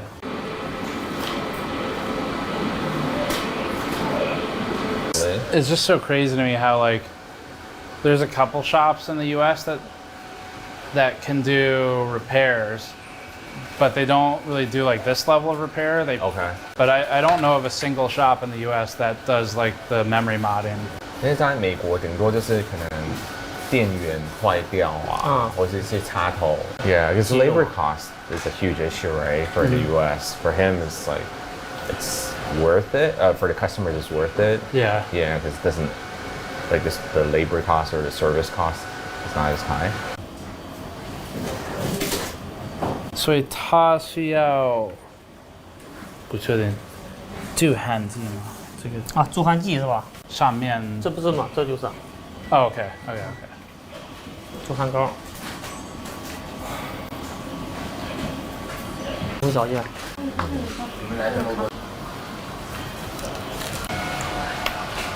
So next stage, at this point, they've reballed all of the memory and the GPU, and now he's cleaning the surface of it to prep it to mount to a new PCB. We saw the new PCB earlier where it's a brand new custom PCB they just ordered from Taobao, which is the retailer. It's adding flux now. Louis Rossmann says you can never have enough flux. And so that's going to help it when he melts the solder to apply it to the board. Another custom, so there's a custom template, just like for the memory. He's going to apply that to the surface. And now he's got a tray to catch the excess. And he's going to just, yes, basically like sifting for gold or something in sand. So he's sifting it. Wipe off the extra. And then carefully remove the template while leaving them all in place. And they should be held in place by the flux. So this is a jig to hold the GPU in place. I guess the question is that to protect the GPU from the heat? 日板中间那一片那个铁的那个板子啊，是用来保护那个核心的是。对对对，要不然的话，晶体都挨着那个。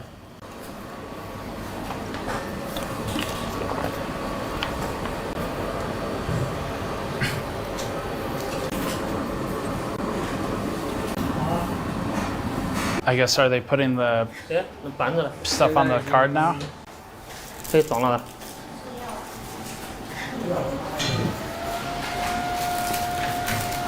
This is a new one.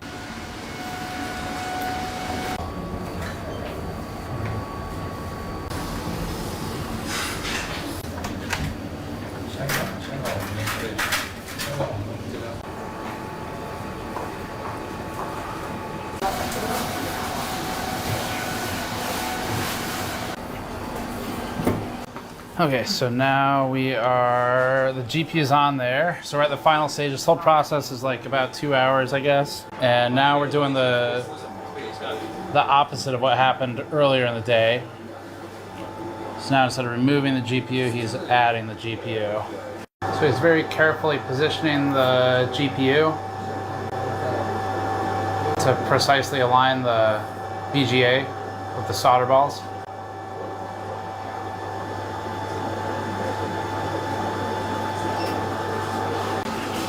And now he's left the room, so I guess Tannen's going to take over from here. Interesting. So it looks like he's starting to reach steady state on the temperature, a couple hundred degrees. Ton of bubbling going on at the edges, but they're just baking the GPU back on. So at this point in the process, the PCB has been swapped. The PCB already had all of the VRM components and the I/O populated, 12-volt high power. And now they've added new memory to the front and the back. One's got reused memory, one's got brand new. And then the GPU's been pulled and swapped and is now being remounted. And they're telling us that this is a 99% chance success.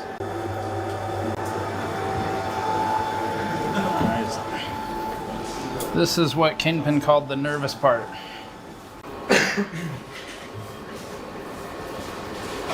Okay, so he's gonna cool it off with the fan.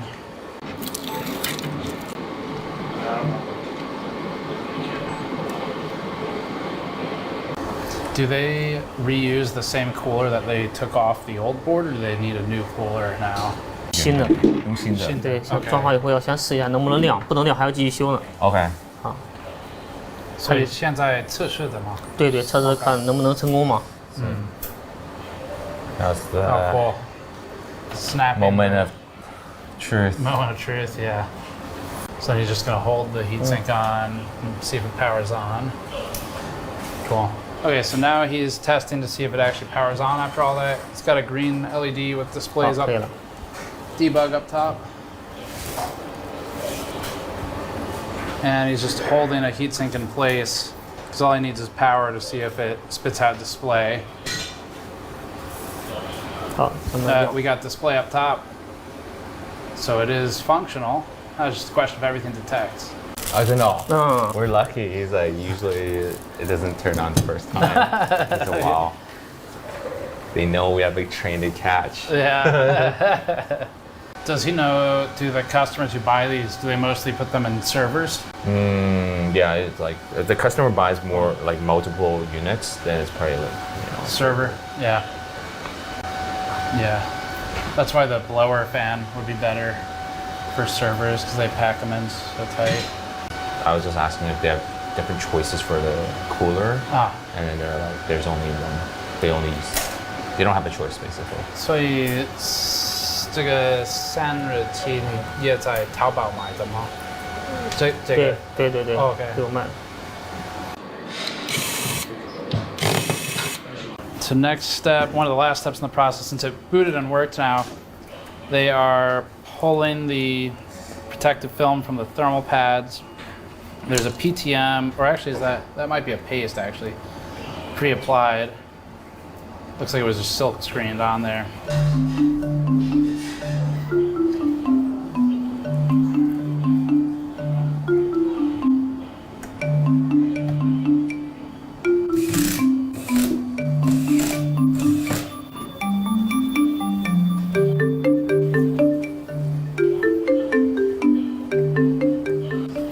Looks like it works. So within 2 hours, start to finish, we have a working 4090 48 gigabyte. At the beginning of this process, the card was working, but it had been through so many repairs that it was very likely it'd break again at some point from something they couldn't really predict. First of all, from a waste standpoint, it's just way better to figure out a way to save that card because the PCB is kind of the least valuable thing in all of that, and is also the least precious of the resources. Being able to save the silicon that's in the memory and in the actual GPU itself, that has a lot of value, but especially has value in China, where they just don't have as much supply. Even though the supply looks pretty damn good from what we saw, it's still intentionally restricted. So purely from the perspective of the people living there, not only is this better than what NVIDIA shipped to begin with, and really not that far off in price when it was at its most scalped, it's also just a good way to kind of keep the silicon in circulation even as things like MOSFETs, capacitors, or PCBs die. The silicon tends to be pretty resilient, and it doesn't really die that often on GPUs. So what this tells us is that this is maybe an alternative method to getting more GPUs into supply. If they take the broken boards and then put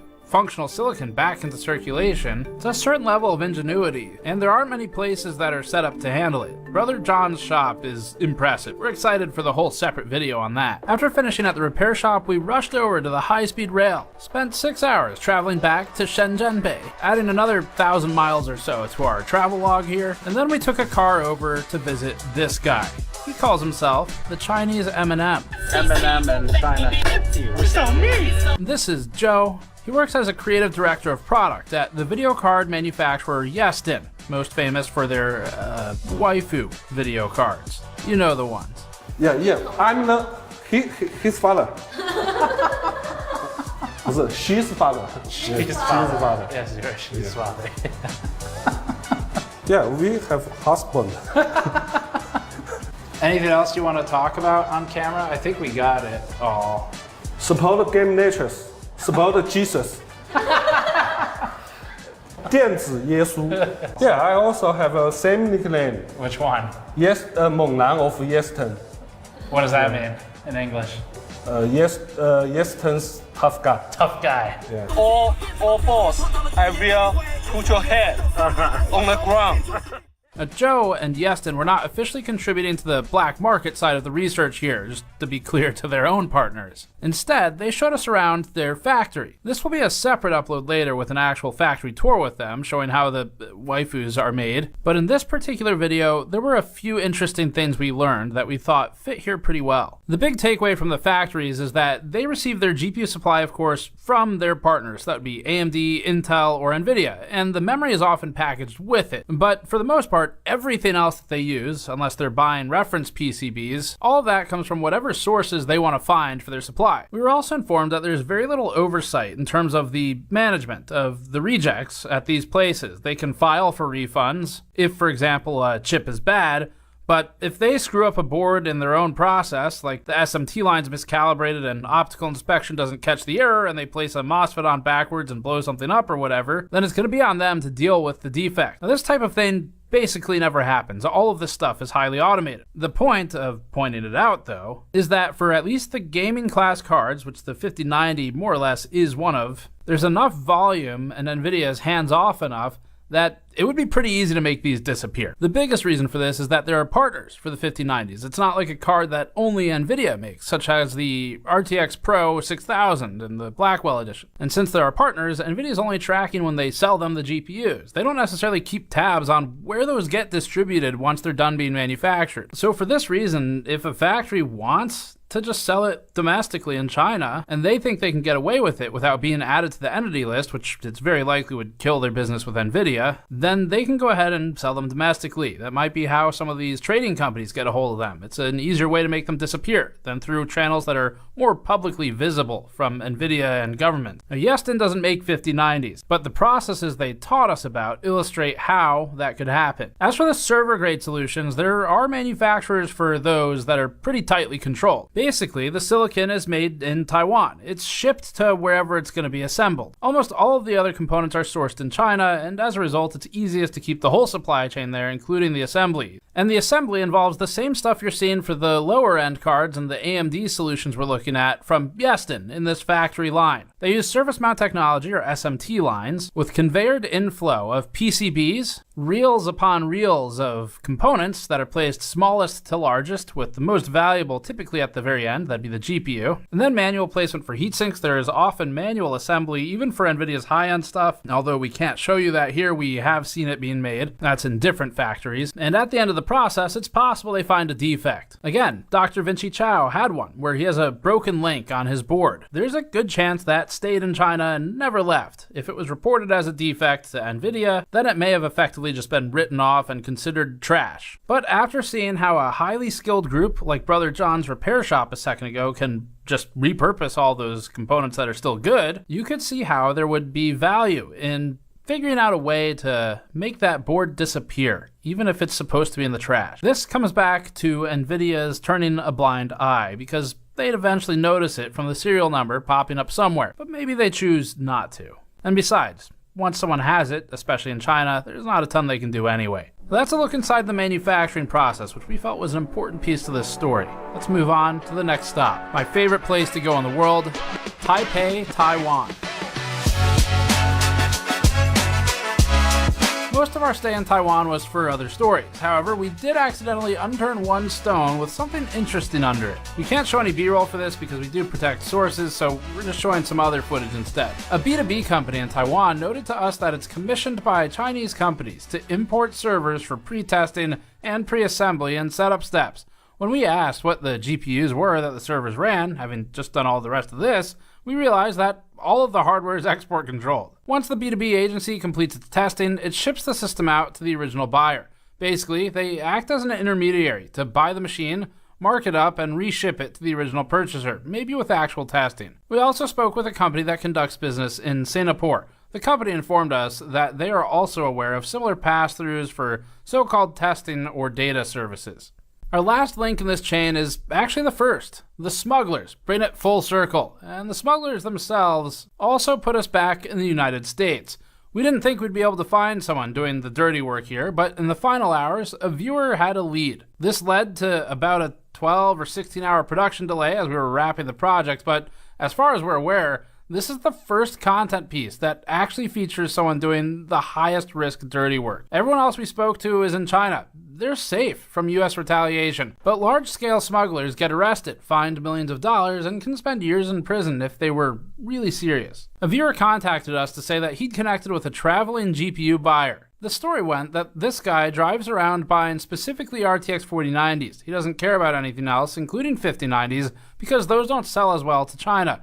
4090s are ideal, he told us, because they can be modified into cost-effective 48GB models, like we saw at Brother John's shop. The smuggler was extremely open with us in text messages written only in Chinese, but wasn't open to us flying out to him. He did allow us to share this video of his car, though. The plug, as we call him, has an ATX test bench, motherboard, simple downdraft cooler, and a gigantic battery in the trunk of his Prius. He also has at least one spare license plate in the trunk, in addition to the one on the back of his car. We're not sure why, but Better not to ask. People like The Plug post on Facebook Marketplace and other common online reseller forums looking to buy GPUs, just like anyone else in your city would. The Plug offers $2,000 flat per 4090, doesn't matter which model it is. It's not a bad price. He told us that he then finds ways to get them into China. He recently was scammed out of $5,500 though of payments owed by a Hong Kong buyer, and that buyer resells in Hong Kong. He's been considering hand carrying the devices and luggage instead. Margin is slim. He makes just under $300 US per GPU profit. But that's before counting gas, potential hotels as he travels, and time. Our understanding is that some in his shoes will strip the GPU cooler off and ship just the PCB back to China, increasing their margin. Coolers are available in abundance where they're made, so it can be cheaper to do this than pay for the weight and the size. He sometimes buys entire computers just to take the 4090s out, as that's what the bounty's on. He then sells the remaining system back to whoever will buy it. He told us that 5090 prices in China are falling so fast due to oversupply, ironically, that he'd lose money reselling it to China and would do better flipping it to Americans. The Plug isn't rich. She seems to be doing okay, but it's not the type of wealth you might expect for taking such risk. We can't overstate, though, how important it was to get this piece of the story, as this allowed us to fully complete the chain. And a huge thanks to our anonymous viewer who set that up. Many of the sources we met in Asia during this trip told us they simply don't know how the GPUs actually get in.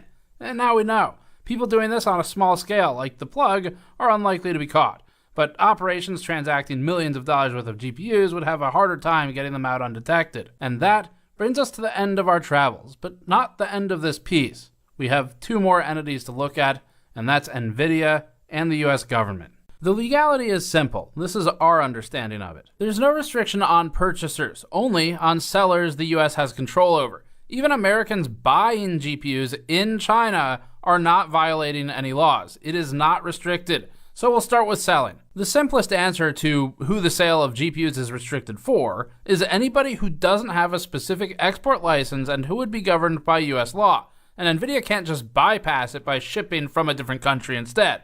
It has to do with the sale, not with the shipment location. That includes entities buying from US companies like European companies who would be under guidance from both NVIDIA and, if they do business with the US, its government. It's also illegal for anybody in the United States, citizen or not, to sell these GPUs to China, Hong Kong, Macau, or companies in those locations if the seller does not have a re-export license. It is not illegal for a person of any nationality in America to sell a GPU to any non-restricted entity. As for buying, there's absolutely nothing illegal about for us over here to buy these GPUs. But it's also not illegal to sell them in China for a Chinese company. The Chinese government doesn't generally enforce American export laws. Other nations cooperating with the United States might, such as recent arrests in Singapore, but once the GPU is in China, the people in possession of it likely don't care. Buyer or seller, or someone who does both, like GPU dealer Vincent. 这个本来中国政府是跟中国政府没什么事的，禁止是美国禁止嘛，是英伟达他们不能再往这边销售而已啊。The only control over Chinese companies that the US has is the entity list, which would hurt their business prospects with American companies, but only if they care about that. Chinese GPU middleman Sitan He in Tianjin landed on the entity list for transacting banned GPUs and being found out. Sitan He purchases GPUs from anyone who can get them into China, and then they bid on domestic projects like data center build-outs. The entity list was used to restrict, for example, Deepcool previously, resulting in their American partners ceasing business with them for fear of frozen assets, audits, or collateral bans. So this hurts companies like Deepcool that want to operate in the US, and it even shut down their California office. But for Sitan He, they mostly want to do business with other Chinese companies, and so it'd have limited impact unless they wanted to expand to do business with Americans. Beyond the entity list, the US really has no control over what happens inside Chinese borders.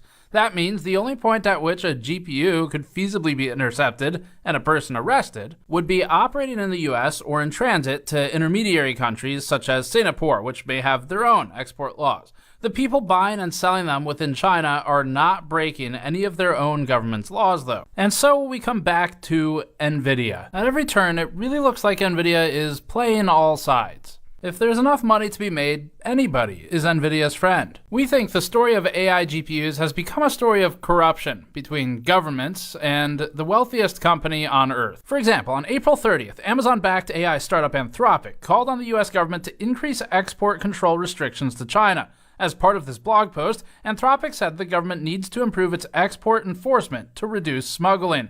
The company cited examples of chips being smuggled with, quote, prosthetic baby bumps, end quote, and, quote, live lobsters, end quote.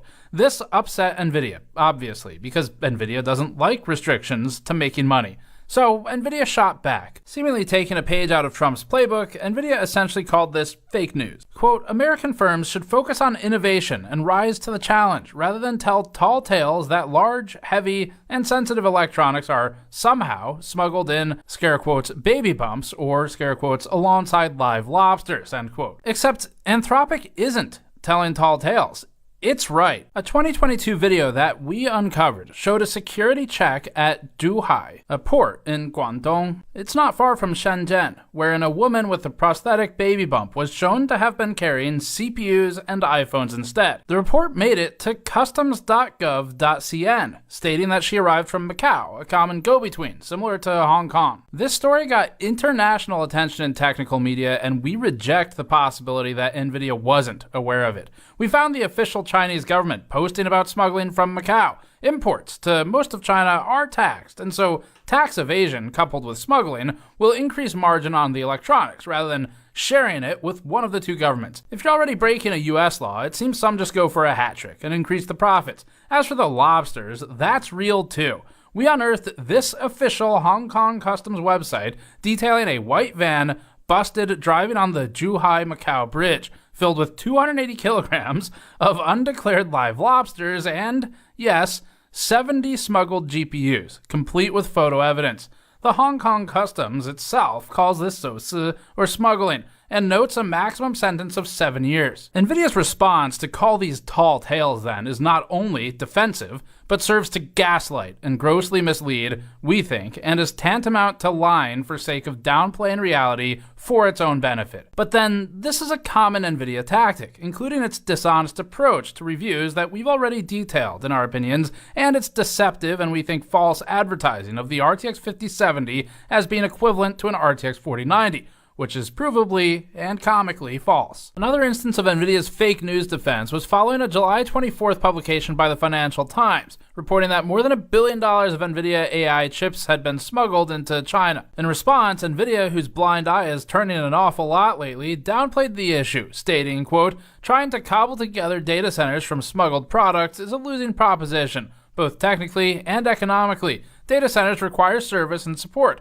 which we provide only to authorized NVIDIA products, end quote. The last part sounds like something a company selling support would say, and the first part doesn't really match NVIDIA's whole the more you buy, the more you save thing. It's only a winning proposition by all of their prior years of statements. If your only option is a useless, insufficient data center or a cobbled together sufficient data center, then a cobbled together one is still a winning proposition by comparison. It's weird for them to pretend that this isn't worth doing. It's worth like lots of money. That same day, WhiteHouse.gov posted an article titled Why to Claim for President Trump's Visionary AI Action Plan. Near the top of the post, it highlighted a sycophantic quote from Jensen Huang, which read, quote, America's unique advantage that no country could possibly have is President Trump. End quote. And we would call that sycophantic if it's about any president. On August 5th, NVIDIA got another opportunity to talk. The U.S. Department of Justice announced that it had arrested 2 people in California for smuggling, quote, tens of millions of dollars worth of sensitive microchips used in artificial intelligence applications, end quote, to China. The court documents say the shipments included the NVIDIA H100 and the NVIDIA RTX 4090. Rather than admit smuggling exists, NVIDIA downplayed the situation again and stated this time, quote, this case demonstrates that smuggling is a non-starter, end quote.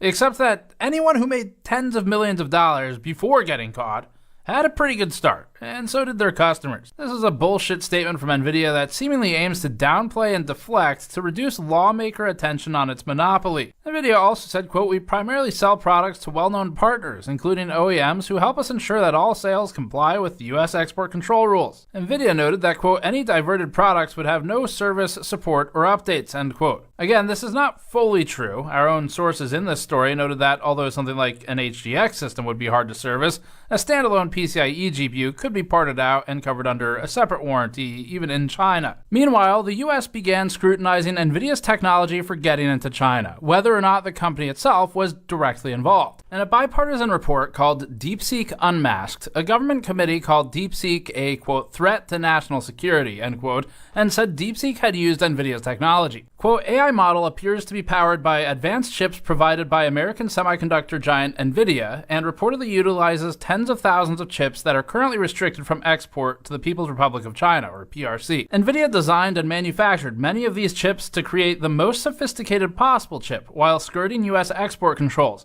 This has allowed these chips to be exported to China as the US government develops stricter restrictions. Since March 2024, it is estimated that NVIDIA has produced over 1 million chips for the Chinese market," end quote. The government also examined NVIDIA's significant revenue growth in Singapore compared to China based on SEC filings, particularly in years featuring restrictions. The government questioned, quote, "whether PRC customers are arranging for the diversion of sensitive chips that are reportedly sold through Singapore," end quote. This was stated because revenue from Singapore had grown from almost nothing since 2020 or 2021. NVIDIA has defended its sales to Singapore by stating that, quote, "customers use Singapore to centralize invoicing while our products are almost always shipped elsewhere," end quote. According to NVIDIA, shipments destined to Singapore were only 2% of the company's total revenue in 2025. But we also know that Singapore has made numerous arrests relating to GPU smuggling, so there appears to be some reason for the concerns, whether or not NVIDIA itself wants to turn a blind eye to it. Despite the allegations, NVIDIA downplayed any smuggling of AI chips. In this video, uploaded 2 months ago from what appears to be either a potato or a VHS tape, Jensen Huang speaks on smuggling. Governments understand that diversion is not allowed, and there's no evidence of any AI chip diversion. Except that there is evidence of it, not only in this very movie, but in readily available reports online for years now. Huang continued. Our data center GPUs are massive. These are massive systems. The Grace Blackwell system is nearly 2 tons. And so you're not going to be putting that in your pocket or your backpack anytime soon. And so these systems are fairly easy to keep track of. But the important thing is that the countries and the companies that we sell to recognize that diversion is not allowed. And everybody would like to continue to buy NVIDIA technology. And so they're very well, they monitor themselves very carefully, and they're quite careful about that. This one's interesting. He's right in that it is much harder to smuggle Grace Blackwell or Hopper HGX class systems completely. Dr. Vinci Chao's statements align with this. It's very hard to get like a full HGX system, right? But it still happens. At least one of NVIDIA's GPU and server customers in another country told us that they facilitate intermediary transmission to China and in fact showed us the server racks on site in their facilities. We weren't allowed to film them, so this footage is from Computex instead, but we saw them. A separate representative told us that document forgery through third-party countries can also disguise such transshipments. One middleman told us on camera earlier that an NVIDIA distributor gets parts into China, a downchain factory, and not the one we're showing right now, in case NVIDIA has its famed Journal of Retaliation out, told us that NVIDIA's QC rejects sometimes end up repurposed and kept in China, salvaging the GPU and the VRAM and scrapping the rest. Dr. Vinci Chao told us that one of his own devices had a defective link on it, contributing to this statement because he acquired said device. It just happens to have a defect. And he also said this. Do you think NVIDIA knows that all of this is happening? I would be surprised if they don't, right? Yeah. I would be surprised. I would be really surprised if they don't. Right? These are very expensive items. Yeah. Right? I would imagine you would keep track of everything, right? Yeah. I don't know. Is that? Yeah, it's hard to know what they can do, what they plan to do with all these defective parts. But I'll be very surprised that no one have ever thought of the possibility that if it's something so valuable, someone would come up with a use of Even a defective one. Defective ones. Yeah. So, in one set of statements, NVIDIA says that smuggling doesn't really happen because the export controls work and keep partners in line. But in another statement, Jensen Huang called the US export controls a, quote, failure, end quote, talking out of both sides of his mouth, we think. He spoke of competing Chinese GPU brands posing a threat to NVIDIA. Quote, the local companies are very, very talented and very determined, and the export control gave them the spirit, the energy, and the government support to accelerate their development. I think, all in all, the export control was a failure, end quote. But the stakes and the dollar signs for NVIDIA had increased. Jensen said NVIDIA's market share in China had dropped from 95% to 50%.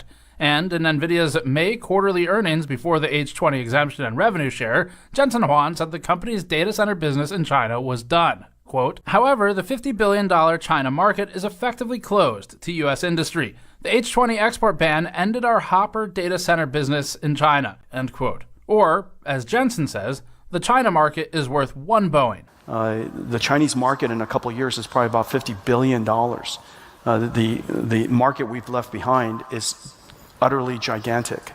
$50 billion, just so you have a feeling for that number, $50 billion is like Boeing. Probably not the best example, but okay. Let's look back at the timeline one more time for these export controls and NVIDIA. This time we'll focus on highlighting NVIDIA's side of things, which is its relentless appetite for global domination. The October 7th, 2022 Biden administration export controls had a stated goal of, quote, protecting U.S. national security and foreign policy interests, end quote, by implementing new export controls restricting China's ability to build high-end semiconductors, including for the development of supercomputers. There was an included goal of staving off the potential for China to develop, quote, nuclear weapons and other military technologies, end quote. Blocking the H100 and A100 led to NVIDIA creating an export-compliant A800 at about 70% of the speed of an A100 for the Chinese market. A year later, on October 17th, 2023, the U.S. Department of Commerce updated its export compliance and restricted NVIDIA's A800 chip as well, alongside the newer China-targeted H800. Weeks later, on December 6, 2023, NVIDIA told reporters in Singapore that it would be working on another new chip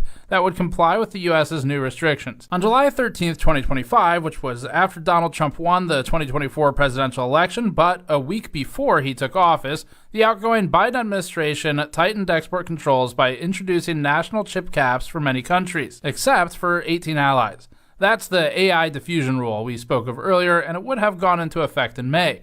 NVIDIA, who had remained relatively quiet about the regulations up until this point, criticized the restriction and made an attempt to appeal to the president-elect, stating, quote, it makes no sense for the Biden White House to control everyday data center computers and technology that's already in gaming PCs worldwide, disguised as an anti-China move. The extreme country cap policy will affect mainstream computers in countries around the world, doing nothing to promote national security, but rather pushing the world to alternative technologies. AI is mainstream computing, ubiquitous and essential as electricity. This last-minute Biden administration policy would be a legacy that will be criticized by U.S. industry and the global community, end quote.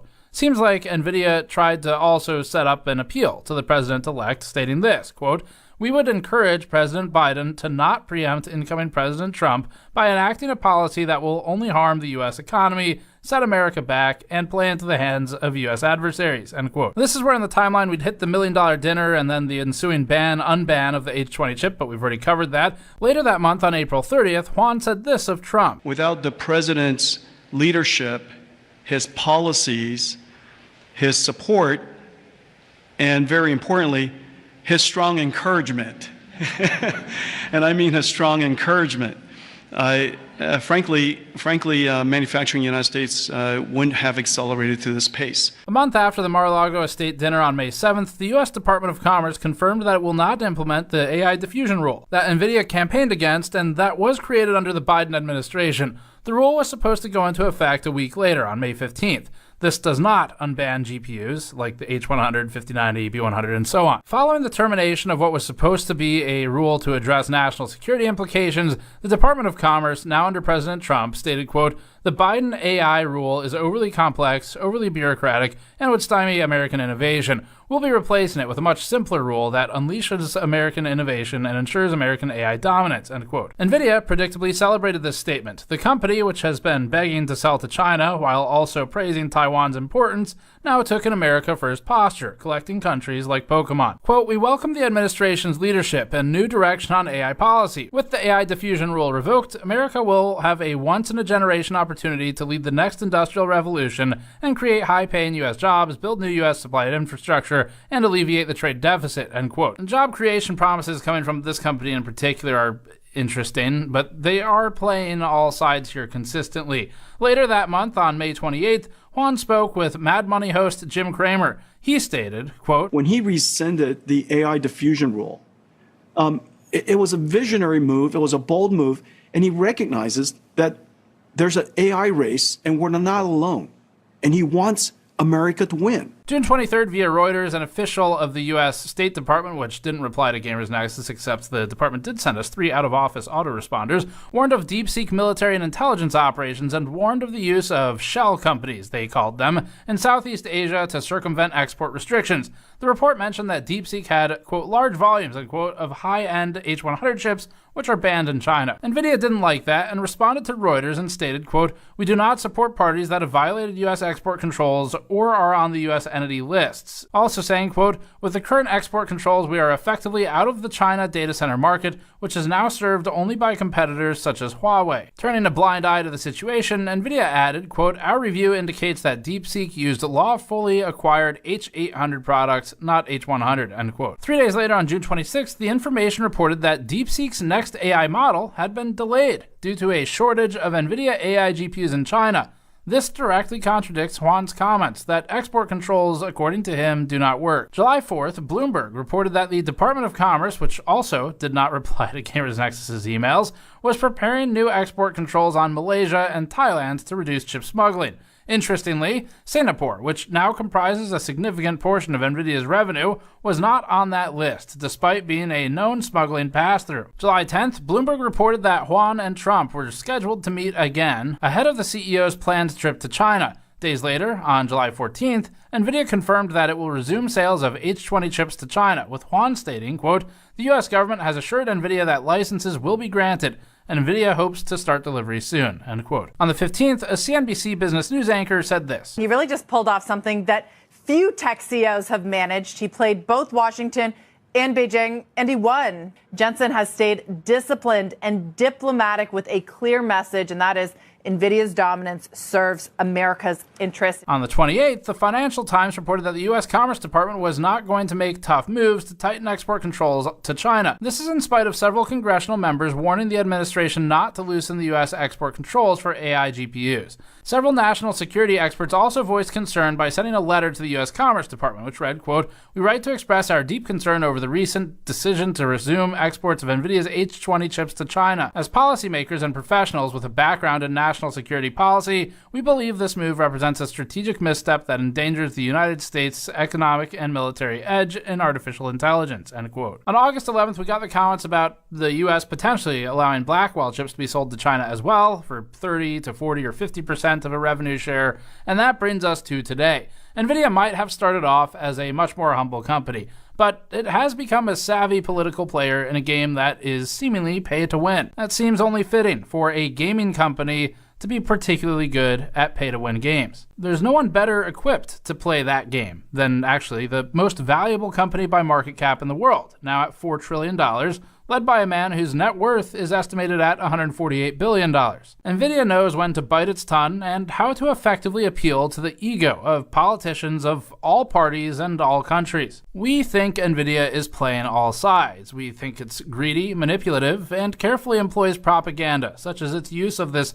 fake news playbook for news which was literally reality. But we don't think NVIDIA has a particular set of beliefs beyond just making more money. We think NVIDIA will sell anybody out to make a buck. NVIDIA's in the big leagues now. It's not like the 1080 Ti days. Inside of 1 month, reportedly paying $1 million to a sitting president, after which followed the unlock of $5.5 billion of lost H20 revenue, followed next by a 15% split of that unlock going to the US government, is what raises these new questions of NVIDIA's integrity, but we've kind of already talked about that over the last year now. As for the actual black market side of things and smuggling, that was a cool story. This was like crazy exciting to work on. I loved actually being out in the field and meeting all these people. Like we set up some of it in advance, but a lot of people we met on the ground there, we were able to like actually get to the bottom of something. It's pretty cool. We've learned that common methods include factory so-called QC defects, or sometimes real ones, where they repurpose hardware that might otherwise have been written off by especially NVIDIA as just trash. But people with the right skills can reclaim it. We learned about the other method of hand carrying items in, like with students or actual smugglers on the ground in the US facilitating the transfer of the GPUs. And of course, we learned about suppliers through third-party countries, among other methods. So we did answer the question that we had going into this, which was all about how these cards get in. Again, we loved working on this story and meeting all of these unique people. Each person played a key role in helping us find the next person and allowing us to complete the first public, on-record, start-to-finish cataloging of a smuggling pipeline for high-end silicon. Our sincere thanks to everybody who made this possible and appeared on camera with us, including our viewers who funded it. And a big thanks to my team working on this project. Vitaly, Andrew, and Mike spent about a month training Tan on how to use a camera, because we needed a camera operator for this trip, and he's a writer. Vitaly helmed overall production, organization of the files, and cutting of the 12 hours of footage initially. Andrew led the artistic efforts, worked on the new products, did the great scene transitions you saw, and general graphics. Tannen was on the camera, and worked with me in Asia for 3 weeks on this story, and during a lot of travel. Tim, on the team, handled the bulk editing of the informational sections and the timeline for this video. And Ben compiled hundreds of pages of research and worked directly with me throughout the process to figure out what the hell this story was gonna be. Thanks to Ryan for doing the black market logo as well, and all of the other contributions in between, like from Aaron Pauly and Matthew Kichihifi on some of the music contributions. Thanks for watching. Subscribe for more. We have more of these in the works. You go to store.gamersnexus.net to support this directly. Thank you.